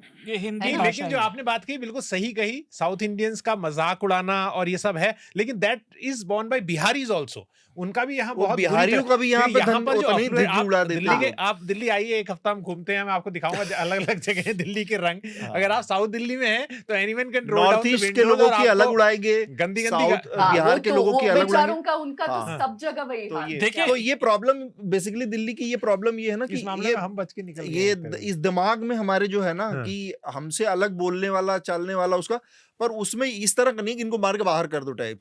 मार के तो- बाहर करने वाली भावना नहीं होती, मजा लेने, खिल्ली उड़ाने की भावना होती है। शार्दुल, हाँ, तो बहुत सारी हाँ, बातें हो गई। हाँ। तो एक तो दिल्ली में भाषा भले ही हिंदी हो, लेकिन मुझे याद है मैं जब यहाँ पहली बार एनडीए का एग्जाम देने आया था, तो दिल्ली का एक लड़का था, मॉडर्न स्कूल का था या डीपीएस का था, तो पूछता है तुम यूपी से आए हो, वहाँ तो लोग मोपेड चलाते हैं। तो फिर हमने उसकी मोपेड एग्जाम के बाद चलाई थी, वो एक अलग बात है ना? तो उसके और ये उसके कहाँ की बात? ये यहीं के पंडारा पार्क में मेरा सेंटर पड़ा था, तो अच्छा, उसका उसके दोस्तों के मोपेड हमने बाद में चलाई थी। बट ये इंसानी भेदभाव, ये इंसानी फितरत है, इसका शहरों से ज्यादा लेना, जो वो xenophobic वो नेचर है ना? ये सबके रहता है कि हम बड़े हैं, सबको नस्लवाद। सबको अपनी गली में बदमाशी करने की ना शौक रहता है। अच्छा, जो वो प्रवास माइग्रेशन की हम बात कर रहे हैं, तो देखिए, तो मानव इतिहास की सच्चाई है। मेसोपोटामिया के उस रीजन से सब जगह, अफ्रीका से ही सबका प्रवास हुआ है पूरी दुनिया में, तो प्रवास तो वहां होगा जरूर जहां जहां अरे पे भाई आजकल एक चला हुआ है वो कि यहाँ से पूरी दुनिया में फैला है। हम लोग इतिहास फिर से लेकर के यहाँ से निकला, हमारी तरफ से निकला, पूरी दुनिया में फैला। मैं उसका भी बताता हूँ, जहां जहां इंसान गया है उसकी बेवकूफी उसके साथ गई है। हाँ। इंसान मूलतः बेवकूफ है, बहुत ही कम लोग होते हैं सहज बुद्धि वाले। नहीं, खैर, लास्ट पॉइंट में एक मिनट में बात खत्म कर लूं, होल्ड। सॉरी हाँ, है ना? तो प्रादेशिक राजनीति या जैसे क्षेत्रीय अस्मिता की राजनीति, वो अपनी जगह है, वो होती भी रहेगी, क्योंकि जैसे संसाधन है तो उनके लिए लड़ाई है उनके लिए, लेकिन उसके नाम पे गुंडाई करना, जो शिवसेना या मनसे का जो अभी ब्रांड है ना, वो एक्सेप्ट, उसकी मतलब उसकी स्वीकार्यता नहीं होनी ये तो चाहिए। मेरे ख्याल से कॉमन बात। नहीं, सब लोग इस पर क्योंकि राजी होंगे। ये आज की डेट में, चाहे वो औरंगजेब के नाम पे गुंडाई हो, है ना, चाहे वो अब इसमें मराठी के नाम पे हो रही है, चाहे वो कोई भी किसी भी नाम पे कर रहा हो, इस गुंडाई की जरा भी स्वीकार्यता नहीं होनी चाहिए। लेकिन परेशानी की बात यह है कि प्रशासन प्रत्यक्ष नहीं तो फिर परोक्ष रूप से उसको समर्थन देता है। अब आप देख रहे हैं जो कुणाल कामरा वाला केस हुआ, मजे की बात यह है वो सेट इतना फनी था भी नहीं, वो सेट ज्यादा फनी नहीं था, लेकिन क्योंकि उसने कंट्रोवर्सी क्रिएट कर दी तो हिट हो गया। इससे पहले जो इंदौर में उसका हुआ था मुनव्वर का, मुनव्वर फारूकी, इतना बेकार पीस था। मेरे खुद के बहुत सारे स्टैंड खैर ये तो बहुत सब्जेक्टिव मामला है कि कौन सी चीज किसको अच्छी लगती है, नहीं लगती मैं है। अपने सब पर्सपेक्टिव से बता रहा हूँ ना। मुनव्वर का पीस कितना फनी था, वो उस प्रोटेस्ट से गौण हो गया ना, उसका अर्थ ही नहीं बचा। भाई आपको अच्छा लगे ना लगे कॉमेडी, आप वहां तोड़ फोड़ करने के बात ही नहीं हो रही है ना। अब कुणाल कामरा ने जो किया, वहां पे तोड़फोड़ करने पहुंचे, तो अभी वो वीडियो आया, आप देख सकते हैं, पुलिस वाला वहीं खड़ा था एक। तो जो प्रशासन का, जो राजनीति का उसको प्रत्यक्ष या परोक्ष समर्थन है, परेशानी वो है। अच्छा, एक चीज और जो पूजा ने भी कही और विनया ने भी कही थी कि भाषा को हीनता से देखना, जो मिडिल क्लास वाली बात थी माइग्रेंट्स की, ये बड़ा पेचीदा विषय। आपको याद होगा जब हम बात कर रहे थे नेशनल एजुकेशन पॉलिसी वाली, तो हर किसी के लिए एक नई भाषा सीखना उतना आसान भी नहीं होता। दूसरी चीज, ये एक व्यक्तिगत स्वतंत्रता वाली बात भी है। कुछ लोग अड़ियल आपको जरूर मिलेंगे, कहेंगे हम सीखेंगे ही नहीं। हाँ। अब आप इस चीज को संतुलन कैसे लाएंगे इसमें? भाषा सीखनी चाहिए बिल्कुल, मुझे जैसे अब वो व्यक्तिगत है, मुझे सीखने का शौक है तो मैं नई नई कोशिश करता रहता हूँ, सीखता भी हूँ। लेकिन आपको बहुत सारे ऐसे लोग मिलेंगे कि भाई हम नहीं सीख रहे, हमारी रुचि नहीं है इसमें। अब आप क्या उन्हें नौकरी करने से रोक देंगे? तो जैसे बैंकों की बात है, तो बैंक को अपने यहाँ कोचिंग क्लासेस जरूर चलानी चाहिए, क्योंकि पब्लिक डीलिंग में है, क्योंकि वो पब्लिक डीलिंग है और वो हाँ। सरकारी काम है। सरकार को उन नियमों को आगे बढ़ के करना पड़ेगा। लेकिन आप व्यक्तिगत व्यापार पर, व्यक्तिगत एंटरप्राइज पर ये नहीं लगा सकते। अच्छा, एक आखिरी बात इस पे हिंदुस्तान में नाराज होने का बिजनेस बहुत बढ़िया, मैंने पहले भी कहा बहुत था। बड़ा भी हो गया और ये मुद्दे नए नए एक से एक मिलते रहेंगे, जैसे कि चोट खाई भावनाओं में कैपिटल लगती नहीं, प्रॉफिट पूरा होता है। तो बहुत बढ़िया बिजनेस है ये, तो इस पे सब चला रहे हैं अपनी ठीक दुकान। बात। पूजा पूजा ने बहुत सही तरीके से एक चीज कही, इसको एक्सप्लेन किया कि दो तरह का तबका है। एक तो बहुत वेल ऑफ तबका है जो नहीं बोल रहा है हिंदी, वहां गया हुआ है लेकिन वो एमएनसीज में काम कर रहा है, वो कोडिंग कर रहा है यहाँ वहाँ, वो उसको खतर, वो अगर नहीं सीखता है तो ये उसकी प्रॉब्लम है। नहीं। लेकिन आप दूसरी तरफ जो रोज दिहाड़ी मजदूरी कर रहा है, रिक्शा खींच रहा है या जो भी और काम कर रहा है, बिल्डिंग आपकी बना रहा है, उससे आपको उम्मीद भी नहीं करनी चाहिए कि वो भाषा सीखेगा। जिसके सामने रोजी रोटी का संकट है, हर दिन कमा के खाने का है, उससे आप कहें कि तुम वहां गए हो तो वहां की भाषा का रिस्पेक्ट करो। अरे उसको अपनी जमीन ने रिस्पेक्ट नहीं दिया कि वो बेचारा मजबूरी में नहीं, मैं बहुत दिहाड़ी के मूल लिए बात भाग कह के रहा हूँ। उतनी दूर गया। एक्चुअली मैं ये Yeah. बोलना चाहती हूँ, जो एवरेज कनाडा है ना, बहुत हमारे जो एक्सपेक्टेशन है बहुत कम है। हमारा ये भी नहीं कि आप पूरा सीखो, कोशिश अगर दिखे ना किसी को, 2-4 शब्द भी बोल लिया किसी ने सामने वाला, उसी से खुश हो जाते हैं लोग। दिक्कत तब है जब सामने वाला मुंह पे बोलता है मैं ना आपकी जो कन्नड़ा हाँ, है, तमिल मैं है, नहीं जो भी सीखूंगा। सीखूंगा नहीं ना, मैं इंग्लिश में बात करूंगा आपसे, आपको हिंदी सीख के हाँ, मेरे फिर से तो बात उल्टी बात करना। हो गई ये ना। तो अभी बेकार बात हाँ, होगी। अभी ये अड़ियलपना बेसिकली imagine पिछले 10 करो। सालों में शायद आया है ये- कि बहुत ज्यादा नहीं, 10 ये 15 उल्टी सालों में। गुंडाई है। आप लोग इमेजिन करो, मैं दिल्ली आके बोलूंगी, मैं जी, आप लोगों मैं से कन्नड़ा सिर्फ बोलूंगी। कन्नड़ा में बात करूंगी, जी, जी। इंग्लिश में भी बेवकूफ- बात नहीं वो करूंगी। बेवकूफी वो है। दिक्कत है। इस बारे में तो बिल्कुल। पूजा मैं कई अपने दोस्तों से कहते रहता हूँ कि हम हिंदी भाषियों को खासतौर आप से बड़ा पूजा फायदा है। एक से एक घटना भूल जाऊंगा। पूजा ने अभी भाषा को लेकर बताया कि कैसे यहाँ पर जाकर और कैसे खिल्ली उड़ाई जाती है। बहुत मैं यहाँ पर दिल्ली में जहाँ रहता हूँ वो बंगाली लोगों का मोहल्ला है पूरा, सीआर पार्क। चितरंजन पार्क। अब वहां पर ऐसी भी स्थिति मेरे सामने आई है कि मैं हिंदी वाला होने के कारण सारे बंगाली मेरी खिल्ली उड़ा देते हैं क्योंकि वो सब बंगाली बोलने वाले होते हैं। इसको रिवर्स रेसिज्म बोलते तो हैं। रिवर्स रेसिज्म नहीं, नहीं, racism आप नहीं कहाँ है। पर खड़े हैं और किसके बीच में फंसे हैं यहाँ पर। तो मुझे लगता है कि सबको दूसरे की भाषा बोली का खिल्ली उड़ाने में बड़ा मजा आता है। ये नहीं, हिंदुस्तान में लेकिन- बहुत पॉपुलर काम है। पॉपुलर कल्चर है। लेकिन मैं हमेशा ये कहता हूँ पूजा, जो अपने दोस्तों के बीच में, कि हम हिंदी भाषियों को बहुत इस बात का लिबर्टी मिलती है कि हम बिना सीखे सरवाइव करते हैं और हर किसी को हमारी भाषा सीखनी पड़ती है। मेरे बहुत सारे दोस्त जो कैमरा पर्सन हैं, चाहे जो आते हैं साउथ से यहाँ नौकरी करने, वो प्रयत्नपूर्वक हिंदी बोलते हैं सीख और लेते हैं। हाँ। नहीं, उनको बोलना पड़ता है बेचारों को, क्या करेगा, उसको काम करना है, अगर रोजी रोटी कमानी है। लेकिन हमको नहीं मिलता तो हमको ऐसा लगता है कि नहीं, हम चल रहे हैं जिंदगी के 50 काम साल कर निकल लो। गए तो बाकी भी निकल ही जाएंगे।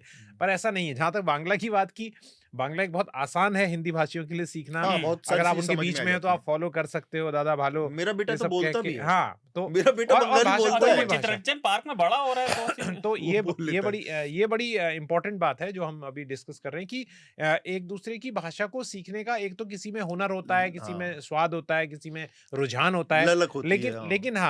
लेकिन कम से कम रेस्पेक्ट तो होनी रिस्पेक्ट तो चाहिए। होनी चाहिए। बेसिक कि जैसे उन्होंने कहा कि 2-4 शब्द तो हम मजाक में भी कहते हैं कि अगर तमिल भी हैं तो वड़क्कम कहा, या उसमें कहा नमस्कारम कहा, ये शायद कन्नड़ में भी नमस्कारम ही कहते हैं।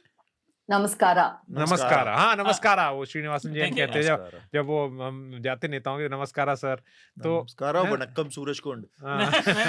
नहीं। तो ऐसा है कि हमारे तो वणक्कम सूरज कुंड हमारा एक ग्रुप था जिसमें हमारे बहुत सारे साउथ इंडियन दोस्त लोग थे, तो उन्होंने लिखा है उसको। हृदयेश और पूजा और आप जो बात कर रहे हैं वो कह रहे हैं कि लोगों को ऐसा करना चाहिए, पर अगर लोग वैसा ही बर्ताव करते जैसा उन्हें करना चाहिए हाँ, तो ठीक है। हमारी तो जिंदगी आदर्श स्थिति हो में हमारी जाती है। जिंदगी में इतनी परेशानी नहीं होती। आदर्श स्थिति हो जाती है। तो- पूजा, आखिरी बात आप कुछ हाँ। कहना चाह रही थी जिसके बीच फिर में अगला हमने रोक विषय दिया। नहीं, बस इतना ही बोलना चाह रही थी कि लैंग्वेज जो है वो एक बस टूल है कम्युनिकेशन का, ये सब हम बहुत सुन चुके हैं, बोल चुके हैं। पर प्रॉब्लम ये है कि जब मैं जैसे रिपोर्टिंग के लिए बाहर जाती हूँ, मैं रायपुर में रिपोर्टिंग कर चुकी हूँ, महाराष्ट्र में काफी, वो जो आप रिएक्शन लोगों से जब मिलता है जो उनके लैंग्वेज में बात करते हैं ना, वो फोर्स लैंग्वेज में कभी नहीं मिल सकता है। तो वो तो है आपको ही। सही में जुड़ना है लोगों से, तो एफर्ट तो करना चाहिए। बाकी सब छोड़ दो, पॉलिटिक्स बात। एक साइड पे रख दो, जो बैंक में हो रहा है वो सब इम्पोर्टेंट है, पर आपको सही में एक दूसरे से जुड़ना है, भारत को जो जुड़ना है, तो एफर्ट तो करना चाहिए। राइट। मैं हमेशा इसमें एक कहता हूँ कि नॉर्थ में के साथ एक बहुत बड़ा जो प्रॉब्लम हुई है भाषा के का मुद्दे पर, एक लाइन ये हमेशा मेरे दिमाग में आ जाती है, मैं बोलने से रोक नहीं पाता, बहुत जरूरी भी है बोलना, कि नॉर्थ के राज्यों ने एक बड़ा स्कैम कर दिया। और आज आज़ादी के बाद से ही जैसे ही 3 भाषा का फॉर्मूला लागू हुआ, तो वो जो स्कैम हुआ है उसको समझना चाहिए, और उसने नेशनल इंटीग्रेशन के काम को बहुत धक्का पहुंचाया है। उसने बहुत चोट पहुंचाई, और वो ये है कि तीसरी भाषा के नाम पे नॉर्थ इंडियन स्टेट्स ने संस्कृत को अपना लिया। अब उसका नुकसान क्या हुआ, साउथ इंडिया से आने वाले, जो आप कह रहे हैं बार बार बात, कि वो आता है, सीख लेता है, उसको पता रहता है, वो काम भर की हिंदी बोल लेता है यहाँ पर जो काम करने आता है, यहाँ से जाता है तो वो एकदम पागल की तरह एकदम चौकाचौंध होकर मुंह ताकता रहता है। वो इसलिए क्योंकि तीसरी भाषा के नाम पे आपने संस्कृत में एक शॉर्टकट खोज लिया, एक पिछला दरवाजा खोज लिया। अगर वो उन स्कूलों में, हमारे स्कूलों में कन्नड़ा, तमिल, मलयालम, तेलुगु ये भाषाएं पढ़ाई गई होती, इनमें से कोई एक तीसरी भाषा के रूप में रही होती, तो कितने सारे वहां से, सोचिए कि वो टीचर आते, मिलती है, कितने टीचर वहां से आते, कितने लोग यहाँ पर नॉर्थ में उनकी रोजी रोटी का जरिया बनता, कितने लोग यहाँ पर वो भाषा सीख के वहां जाते। तो ये जो लोकल भाषा का आपस में आदान प्रदान होता, वो पूरी तरह से हिंदी भाषियों ने अपने लिए उसको सामने दीवार खड़ी कर ली संस्कृत की। ये एक बड़ा प्रॉब्लम है, बहुत रियलिस्टिक प्रॉब्लम। इसको मैं कहाँ जाके बोलूं कि प्रिय मित्र अतुल त्वम कुत्र गच्छसि अहम आपरम गच्छामि? नहीं, मतलब बताओ हिंदुस्तान की किस समझेगा इसको? जो भाषा इस्तेमाल में नहीं हो रही संवाद के लिए, वेरी ग्रेट लैंग्वेज जो है संस्कृत, लेकिन उसकी जो व्यवहारिकता है वो कहाँ है? उससे अच्छा तो अगर मैं कहूँ किसी से उंगड़क्कू तमिल तेरियुमा और वो कहे कि आमाम कोंजुम कोंजुम, तो वो ज्यादा मेरे को लगता है कि ठीक है। क्या बात है ना? तो नहीं तो मेरी एक दोस्त है, और ये मैं ये आखिरी बात कहूंगा, वो कन्नड़ा है, वो बैंगलोर में ही पली बड़ी है। तो उसने मुझे एक बात बताई थी, बिकॉज मुझे भाषाएं सीखते रहने का, ट्राई करते रहने का शौक है, वो हम बात करते हैं। ये कहने से पहले आपको एक आध वर्ड बोलना पड़ेगा, ये केवल तो दावा नहीं बहुत रहेगा। अच्छी चीज है। तो इसका है कि गांचनी मेडी कन्नड़ा माताड़ी, बकैती कम करो, कन्नड़ा सीखो। इसका मतलब मैं ये ट्रांसलेट नहीं करूंगी। नहीं कोई जरूरत ये नहीं। पूरा कोई गाली गलौज हुआ है जिसके बारे में मैं बहुत पहले, आपको भेजा जाएगा ये बैटिंग के लिए। एक्सेप्टेड गाली है, Yes, yes, ये यहाँ गाली गलौज हुई है, और मेरा ये अरे मैं एक लाइन का डिस्क्लेमर दूंगा कि यहाँ पर व्यक्त विचार उनकी मेहमानों के नीचे अपने उनके हैं। नहीं, यहाँ खुला खेल फर्रुखाबादी है, उसकी आप चिंता ना करें। पर भाषा को एक सीखना, लाइन यहाँ पर मोदी जी के खिलाफ आप कुछ नहीं बोल सकते, बाकी तो ठीक नहीं है। मोदी जी के खिलाफ एक लाइन, वो बाकी सारी लाइन बोल देंगे, उस एक को नहीं बोलेंगे ना, तो खैर कोई बात नहीं। तो भाषा सीखना बड़ा अच्छा है, उससे आपको तो आपको लग रहा होगा पूजा आपकी सीखना हम भी चाहते हैं, हम लोगों को वातावरण नहीं मिल रहा है, हमें नहीं मिला, लेकिन इच्छा बहुत अदम्य है। नहीं पर होता क्या है, देखिए जब भी आप कोई नई भाषा सीखते हैं, जब हमने त्रिभाषीय जो एनईपी की बात करी थी, इसके बाद नहीं बोलूंगा इस विषय पर। तो जब भी आप कोई भाषा सीखते हैं, तो आपको क्षेत्रीय उस संस्कृति के, जिसे कहते हैं ना, महीन चीजें, नुआंसेस पता चलते हैं, क्योंकि भाषा से ही आप जब कोई नई भाषा सीखते हैं, तो आप उसमें सोचना शुरू करते हैं, आप उसमें अपने भावों को सोचना शुरू करते हैं, आपके इमोशंस। तो वो चीज जैसे जैसे आप अपने जीवन में घोलेंगे, आप बेहतर व्यक्ति बनेंगे। लेकिन वही जैसा आपने कहा कि वो संस्कृत पेल दी, अब संस्कृत पढ़ाई के लिए अच्छी है, लेकिन बोलने वाला तो कोई है नहीं, तो अपन उसका आमलेट बनाए क्या? इतनी अच्छी बात शार्दुल ने आखिर में बोली है। तो इसके साथ ही हम भाषा के इस, और ये जो पूरा मामला शुरू हुआ था राज ठाकरे से, वो शिफ्ट हो गए इधर। आखिरी में जल्दी से एक और विषय है, तहव्वुर राणा, जो कि 26 बॉम्बे के जो अटैक थे, आतंकवादी हमले, उसके कॉन्स्पिरेटर, मुख्य साजिशकर्ताओं में शामिल थे। उनको अमेरिका से भारत लाया गया है, और भारत की सरकार की एक बड़ी उपलब्धि इसे बताया जा रहा है। तहव्वुर राणा के बारे में थोड़ी सी जानकारी मैं दे दूं। तहव्वुर राणा कनाडा में रहते थे, पाकिस्तानी ओरिजिन के कनाडाई नागरिक थे, और वहाँ पर वो माइग्रेशन और इस तरह की कोई एजेंसी चलाते थे, और उसकी आड़ में आईएसआई के लिए वो कुछ रिक्रूटमेंट और ये सारी ड्राइव्स चला रहे थे उस समय। और उसी के तहत इन्होंने जो बॉम्बे में हमले हुए, उसके रेकी, वहाँ पे स्पॉट चुनने, ये सारे काम उसी अपनी माइग्रेशन जो ट्रैवल एजेंसी थी या उसके उसमें के जरिए उन्होंने किया था। इनके साथ एक और पाकिस्तानी नागरिक था, जो कि रिचर्ड हेडली नाम था, David Headley, sorry, Richard Hadlee तो क्रिकेटर था, मैं हमेशा कंफ्यूज होता हूँ। उस हेडली की किस्मत भी अच्छी, कोई से रिचर्ड हेडली, कोई जेम्स हेडली, डेविड और हम उनको याद करना आसान है फिर भी, कि हम उसको कपिल देव के पर्सपेक्टिव में देखते हैं। James Hadley was also a novelist ना। तो ये स्थिति है। फिर अब करीब 16-17 साल बाद 2009 में उनको एक्चुअली गिरफ्तार किया गया था, मार्च के महीने में। नवंबर 2008 में ये हमला हुआ था, और मार्च 2009 में उनको गिरफ्तार कर लिया था अमेरिका ने। और वहाँ पर बहुत सारी ऐसी जानकारियाँ इनकी गिरफ्तारी के बाद सामने आई, जिससे ये पूरी जो कॉन्स्पिरेसी थी, इनफैक्ट मैं ये कहना चाहूँगा कि बहुत सारे जो भारत के ऊपर आतंकवादी हमले हुए, उसमें ये मामला ऐसा एक ब्लैक एंड व्हाइट केस था, जिसमें पाकिस्तान के पास कोई स्केप नहीं था, कि पाकिस्तान का जो इन्वॉल्वमेंट था, पाकिस्तान की जो एजेंसीज का इन्वॉल्वमेंट था, उसका बहुत इतना पुख्ता, और बाकी मामलों में थोड़ा सा हेजी रहता था, क्योंकि या तो टेररिस्ट जिंदा नहीं बचे, चाहे वो आप पार्लियामेंट के करें मामले को देखिए। इस मामले में एक आदमी जिंदा पकड़ा गया बॉम्बे में, जो कि कसाब था। उसके गांव जाकर लोगों ने स्टोरी कर दी, वो सारी चीज़ आ गई। तहव्वुर राना के जरिए जो पूरी कॉन्स्पिरेसी थी, जो आईएसआई का हैंडलर था, वो सारे चेहरे सामने आ गए। तो ये सारी चीज़ें, बहुत पहला केस था जिसमें कि एकदम ब्लैक एंड व्हाइट था पाकिस्तान का रोल। तो उस लिहाज से ये भारत के लिए एक बड़ी सफलता की थी। पर क्या आज की तारीख में इससे ये देश, भारत सरकार, पाकिस्तान की अकाउंटेबिलिटी, या फिर अभी भी 3 कैरेक्टर जो बहुत महत्वपूर्ण है, एक तो आईएसआई का, मुझे नाम नहीं याद आ रहा उनका, एक वो आईएसआई के जो हैंडलर है, दूसरा हाफिज सईद, और तीसरा एक और लखवी तो जेल में है। तो इन लोगों को क्या पहुंचा पाना, इनको सजा दिला पाने का रास्ता यहाँ से खुल सकता है, क्योंकि पाकिस्तान की सरकार तो फिर भी कभी नहीं मानेगी। जो पाकिस्तान में है वो तो बात नहीं है, लेकिन ये आने के बाद जैसे 2 महीना हुआ है, अभी फरवरी में ट्रंप ने कहा था, और उस इनके कि उनके एडमिनिस्ट्रेशन ने डिसाइड किया है इनको हिंदुस्तान के हवाले करने का। तो ये एक बड़ी कामयाबी है। और ये एक एनआईए जो है उसकी स्थापना 2000 ये जो 9 के हमले के बाद ही 26/11 के बाद एनआईए की स्थापना हुई। और जैसा वो चिदम्बरम साहब ने कहा ना कि उन्होंने एक फ्रेज यूज किया है कि व्हील ऑफ जस्टिस जो है बड़े हार्ड वर्क के बाद जो चला है, ये वो मूवमेंट है। तो ये अचानक से कोई वो नहीं है, रातों रात नहीं हुआ है। हाँ, तो ये है। लेकिन हाँ, ये एक बड़ी वो है। और इसके बाद जो है, जो जैसे आपने कहा कि इसमें कोई कहने के लिए किसी के लिए कुछ है नहीं, और ये शख्स पहले वहाँ जो है अमेरिका में सजा काट के आ चुका है, और यहाँ अब इस पे जो ट्रायल शुरू होगा, तो मुझे लगता है it's just matter of time कि कितनी जल्दी वो। देखिए, तहव्वुर राना एक तरह से कम मुझे ऐसा लगता है कॉन्सोलेशन प्राइज है, क्योंकि डेविड हेडली को वो बचा के ले गए उनका जस्टिस। और कम से कम मैं तो इस बारे में कंप्लेन करता रहूँगा कि अमेरिकन डिपार्टमेंट ऑफ जस्टिस का भारत में हुए अपराध से क्या लेना देना, वो पहले हुक्मबाजी कैसे चला सकते हैं। पर वो एक अलग डिबेट है, अमेरिका की बदमाशी और बुली। लेकिन ये पाक आर्मी में डॉक्टर था पहले तहव्वुर राना, है ना। फिर बाद में आईएसआई के रूल में ये कनाडा गया, वहाँ पे और इमिग्रेशन सर्विसेज चलाता था। लेकिन इसमें आपको तहव्वुर राना से ज़्यादा इस पूरे सिस्टम का जो आपने बात की, जो आरोपी पाकिस्तान में है, वो कहने को तो वो सजा याफ्ता हैं, लेकिन उनका जिंदगी चल रही है। अभी किसी के बच्चे हुए थे, नहीं, 2 तो आजाद घूम रहे, एक ही लखवी को है जो जेल में था, पता नहीं उसके भी बच्चे हो रहे हैं। तो ये पाकिस्तान, हाँ, तो उसका मतलब परिवार चल रहा है, वो कहने को मतलब कैद में है।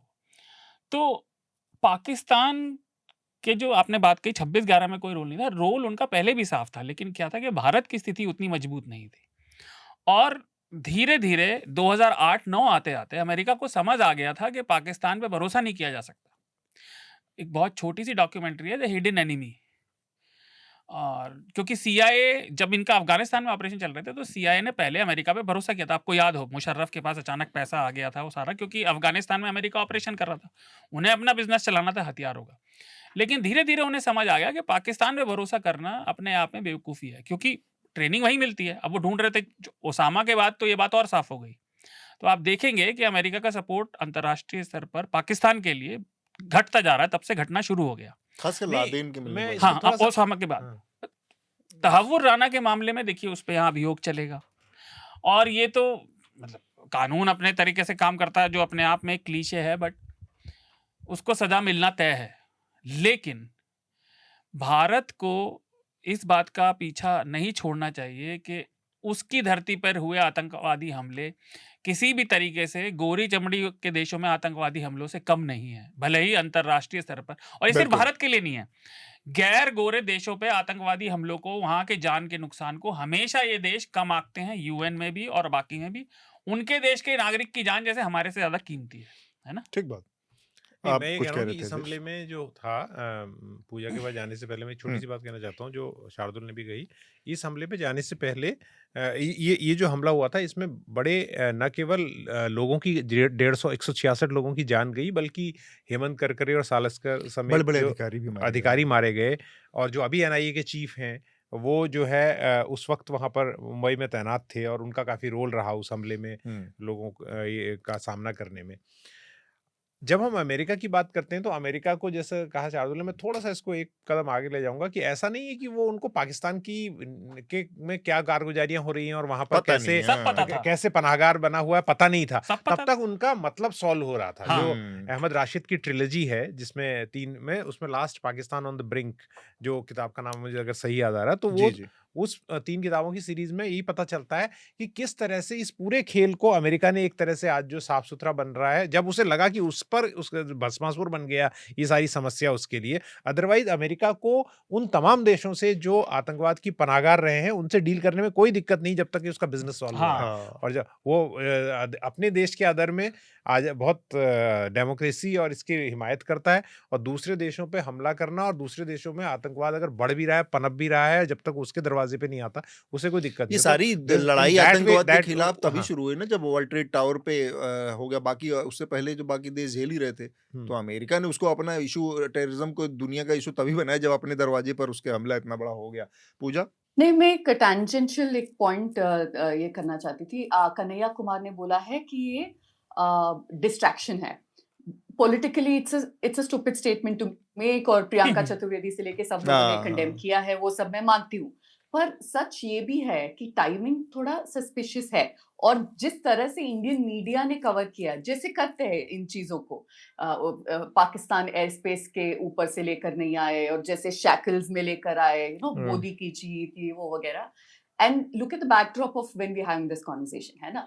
वो जो अमृतसर में जो लैंड हुआ था, वो फ्लाइट, वहां पे लोगों को जो मतलब जिनको डिपोर्ट किया गया था उनको ऐसे लेके आए थे। तो बहुत क्रिटिसिज्म मोदी का जो फॉरेन पॉलिसी है टैरिफ को लेके, और अभी जो सेल्फ डिपोर्ट करने के लिए बोला जा रहा है स्टूडेंट्स को और सिटीजन्स को, including green card holders, US में जो हो रहा है, उसको देख के बहुत ज्यादा क्रिटिसिज्म है मोदी की सरकार पे कि आप ट्रम्प के सामने एकदम फीके पड़ गए, आप सरेंडर कर मतलब यू आर दिए। Being extremely docile and weak.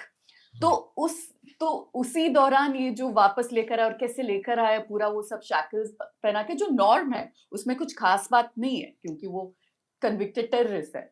तो वो मैं बोलना चाहती हूँ कि ये रूटीन काम है भाई, let's have higher expectations of our countries. ये डिप्लोमेटिक विक्ट्री है, पर इतना भी नहीं ये करे कि जैसे पता नहीं कौन सा वॉर जीत के आ गई। ये काम तो 10 साल पहले भी कर सकते थे वैसे तो। ठीक बात। और ये प्रोसेस काफी लंबा है, जैसा कि वो जो चिदम्बरम ने भी इशारा किया, ये सारी चीजें हुई हैं। शार्दुल कुछ और जोड़ना नहीं, है? नहीं, वील बस ऑफ वही जो पूजा ने कहा उसी से जुड़ा कि ये लंबे काम है, और भले ही ये एक अचीवमेंट डिप्लोमेटिक जरूर हो, लेकिन ये चीजें अपने आप होने लगती हैं जब आप अपने देश को और पब्लिक को ऊपर उठाएंगे, तो दुनिया में आपकी वक्त अपने आप बढ़ने लगेगी। नहीं, ये कंसिस्टेंट जो डिप्लोमेटिक प्रोसेस है हाँ। उसका भी है ना। हाँ, ठीक बात। तो इसके साथ ही हम आज की चर्चा को रोकेंगे, लेकिन उससे पहले हम रिकमेंडेशंस की प्रक्रिया पूरी करेंगे आप सबसे। तो सबसे पहले शार्दुल, आपका रिकमेंडेशन चाहेंगे? तो मेरे 2 रिकमेंडेशन है। पहला तो हुसैन हक्कानी की एक बुक है, उसे काफ़ी दिन हो गए पर वो पलट कर आई थी, मैंने बहुत साल पहले पढ़ी थी। उनकी पहली किताब थी Pakistan between mosque and military. Hussain Haqqani पहले पाकिस्तान के राजदूत हुआ करते थे, अमेरिका लेकिन में। फिर हाँ, अमेरिका में और जगह भी, लेकिन फिर क्योंकि उन्होंने आर्मी के खिलाफ कुछ बोला था, तो फिर उन्हें शरण लेनी पड़ गई अमेरिका में ही। तो अब एक थिंक टैंक में काम करते हैं, हडसन इंस्टीट्यूट क्योंकि में। ISI उनके पीछे पड़ गई है। हाँ। दूसरा एक सीरीज है जो मैं पहले रिकमेंड नहीं की थी, मुझे याद भी नहीं क्यों नहीं कर पाया था, इनविंसिबल। अब 3 सीजन आ चुके हैं उसके, बहुत मशहूर ग्राफिक नॉवल पर है। और अगर आप इस सुपर हीरो कल्चर से तंग आ चुके हैं तो आपको वो देखनी चाहिए कि वो सुपर हीरो कल्चर पे बहुत ज़बरदस्त है, और पुराना है, बहुत ही मस्त। ठीक बात है। मैं भी सुपर हीरो पे ही आज करूंगा। अब हृदय जी, आपका रिकमेंडेशन? नहीं, अभी जो बात शार्दुल ने ऑलरेडी कह दी है, कह तो ऐसे तो गाने वाने सुने मस्त रहे, क्या है हमारे कहने पे क्या पढ़ना है, तो लेकिन जब कही दिए तो अब फिर जब क्या बात ही आई repeat गई करना तो तो क्या ही मैं रिपीट बता रहा था पाकिस्तान का, और ये पूरा जो ये जो पूरा टेररिज्म का जो गैमेट है जिस तरह से फैला है, इसके पीछे ऑयल इंडस्ट्री का बड़ा रोल है, राइट है पूरा। और ये बड़ा फैसिनेटिंग खेल है, इसमें बहुत सारे राइटर्स हैं, मैं कई एक सीरीज बता सकता हूँ, लेकिन अहमद राशिद की जो ट्रिलॉजी है, जिसका पहला हिस्सा है तालिबान, और दूसरी बुक का नाम है डिसेंट इनटू केओस, और तीसरी किताब जो बहुत पतली है उसी ट्रिलॉजी की, वो पाकिस्तान ऑन द ब्रिंक, कि कैसे पाकिस्तान जो है, और वो किताब मुझे मैंने बहुत पहले पढ़ी थी तो याद है। तो वो ओबामा के वक्त में जब इसको मारा गया था ओसामा बिन तो लादेन शायद उससे शुरू होती है। तो फैसलाबाद में। अगर उस किताब को पढ़ेंगे तो पता चलेगा कि पाकिस्तान आज जिस स्थिति में पहुंचा और उसके जो हुक्मरानों की, मैं जनता की बात नहीं कर रहा हूँ, जनता में भी वेरी फ्रेंडली एंड दिस का क्या रोल है और किस तरह से ISI का खेल और ये सब पूरा इसमें रहा है। तो वो किताब अगर ट्रिलॉजी ना भी पढ़े तो ज़रूर है, क्योंकि पहली किताब जो तालिबान है वो शुरू ही इस तरह से होती है कि किस तरह से जो बड़ी ऑयल कंपनी का मालिक जो है वो तालिबान के नेता से मिलने जाता है, क्योंकि उन्हें ऑयल लाइन वहाँ बिछानी है और ये करना है वो करना है। तो ऐसे और भी राइटर्स हैं जिन्होंने जो किताबें जो खबरें BBC और CNN में नहीं दिखाई जा सकी क्योंकि उसमें अमेरिका का भी वरदहस्त था, तो जी। वो उनको किताबों के रूप में लिखा है। तो it is one of the very जिसका मैं शार्दुल ने हुसैन हक्कानी का जिक्र किया। हुसैन हक्कानी की जो रिसेंट अभी 3-4 साल पहले आई किताब थी, मुझे वो किताब का नाम नहीं याद आ रहा। मैं उसमें बताता हूँ। उसने बहुत अच्छे से जो पाकिस्तान की मिलिट्री और ISI का जो वो दबदबा है या उसकी पूरे पॉलिटी में घुसा हुआ है, उसको उन्होंने बहुत अच्छे से एक्सप्लेन किया है शुरुआत में ही, कि कैसे बंटवारे के बाद जो स्थितियां बनी थी उसमें आर्मी कैसे क्यों डोमिनेंट होती गई और फिर वो बाद में मुल्लावाद कठमुल्लावाद की तो तरफ। हुसैन हक्कानी की ये 2 किताबें हैं। एक तो जो मैंने बताई वो जो इस चीज़ पे फ़ोकस करती है। दूसरी है magnificent delusions, Pakistan, the United states and epic history of misunderstanding. Okay. ये 2 इसी पे हैं उनकी किताबें। इनके नए-नए वर्जन आए हैं क्योंकि हम्म, वो सरकारें मतलब एक तरह से प्रशासन बदल रहा है। जो उनकी लास्ट किताब आई थी वो तो रीइमेजिनिंग पाकिस्तान है। वो इस विषय पर थोड़ा कम है। हाँ। पूजा, आपका रिकमेंडेशन? क्योंकि हम लैंग्वेजेस के बारे में बात कर रहे थे, एक बुक है Rama Bhima Soma by the writer Shrikar Raghavan, वो रेकमेंड करना चाहूंगी। It's a very interesting but fun read. एक और है जो ऐसे है पर अभी बुक बन चुका है, शायद लोगों ने पढ़ा है, why am an atheist by Bhagat Singh. ये मैंने साउथ सेंट्रल में भी रेकमेंड किया था। देखने के लिए मैंने नेटफ्लिक्स पे द रेसिडेंस देखा, बहुत ही मजेदार शो है, 8 पार्ट सीरीज, एकदम बढ़िया। I would insist that people watch that। और थोड़ा सेल्फ प्रमोशन अगर कर सकती हूँ तो मैं एक वीकली एक्सप्लेनर शो होस्ट करती हूँ, it's called let me explain. अरे वो बहुत अच्छा है। न्यूज़ लॉन्ड्री के प्लेटफॉर्म पे है। और साउथ सेंट्रल हमारा ब्रांड न्यू तो नहीं है, अभी 20-25 एपिसोड्स कर लिया हमने। अभी तो नया है, 100 से पहले नया ही रहता है। तो चलेगा। और लास्ट थिंग ये है कि मैंने ऑरोविल से एक ग्राउंड रिपोर्ट किया है, काफी मतलब 5000 प्लस वर्ड्स, जो फर्स्ट पार्ट ऑलरेडी पब्लिश कर दिया है दोनों न्यूज़ मिनट और न्यूज़ लॉन्ड्री के वेबसाइट पे। Second part is coming up in less than a week, तो वो भी पढ़े। तो ये जो पूजा ने, उसको मैं फिर से रीप्लग करना चाहता हूँ। ये बहुत ही बढ़िया पॉडकास्ट का एक जिक्र किया, साउथ सेंट्रल, जो कि आपको TNM और न्यूज़ लॉन्ड्री के भी पॉडकास्ट पे प्लेटफॉर्म पे मिलेगा, और साथ में लेट मी एक्सप्लेन करके, ये बहुत बढ़िया एक्सप्लेनर है। ये दोनों चीज़ें मैं भी रिकमेंड करूँगा कि ज़रूर इसको देखें, इसको और अगर संभव हो तो उस पर अपने कमेंट दें, अपने सुझाव दें, ताकि इसको और बेहतर करने में मदद मिले। मैं बहुत सिंपल एक छोटा सा बस वो रिकमेंड करना चाह रहा हूँ, वो है अभी कुछ दिन पहले आई एक फिल्म है, सुपर बॉयज ऑफ मालेगांव। इसको देखें और इसको उस रोशनी में देखें कि 2008 में एक फिल्म आई थी सुपरमैन ऑफ मालेगांव। तो वो स्थानीय लोग बिना किसी रिसोर्स के बनाई हुई जो छोटी छोटी फिल्में हैं उसके ऊपर, फिर ये थोड़ा सा ऑर्गेनाइज तरीके से इंडस्ट्री ने इस कहानी को अटेम्प्ट करने की कोशिश की है। रीमा काकती, इससे वरुण ग्रोवर भी जुड़े, तो वरुण ग्रोवर की लेखनी का मुरीद हूँ मैं, तो इसलिए भी उसको देखना चाहिए थोड़ा। ये मेरा रिकमेंडेशन है। इसके साथ ही हम आज की चर्चा को यहाँ पर रोकेंगे।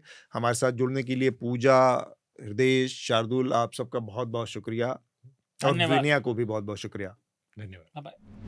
आपको उन मीडिया संस्थानों को समर्थन देना होगा जो सरकारी विज्ञापनों पर निर्भर नहीं है। न्यूज़ लॉन्ड्री ऐसा ही मीडिया प्लेटफॉर्म है।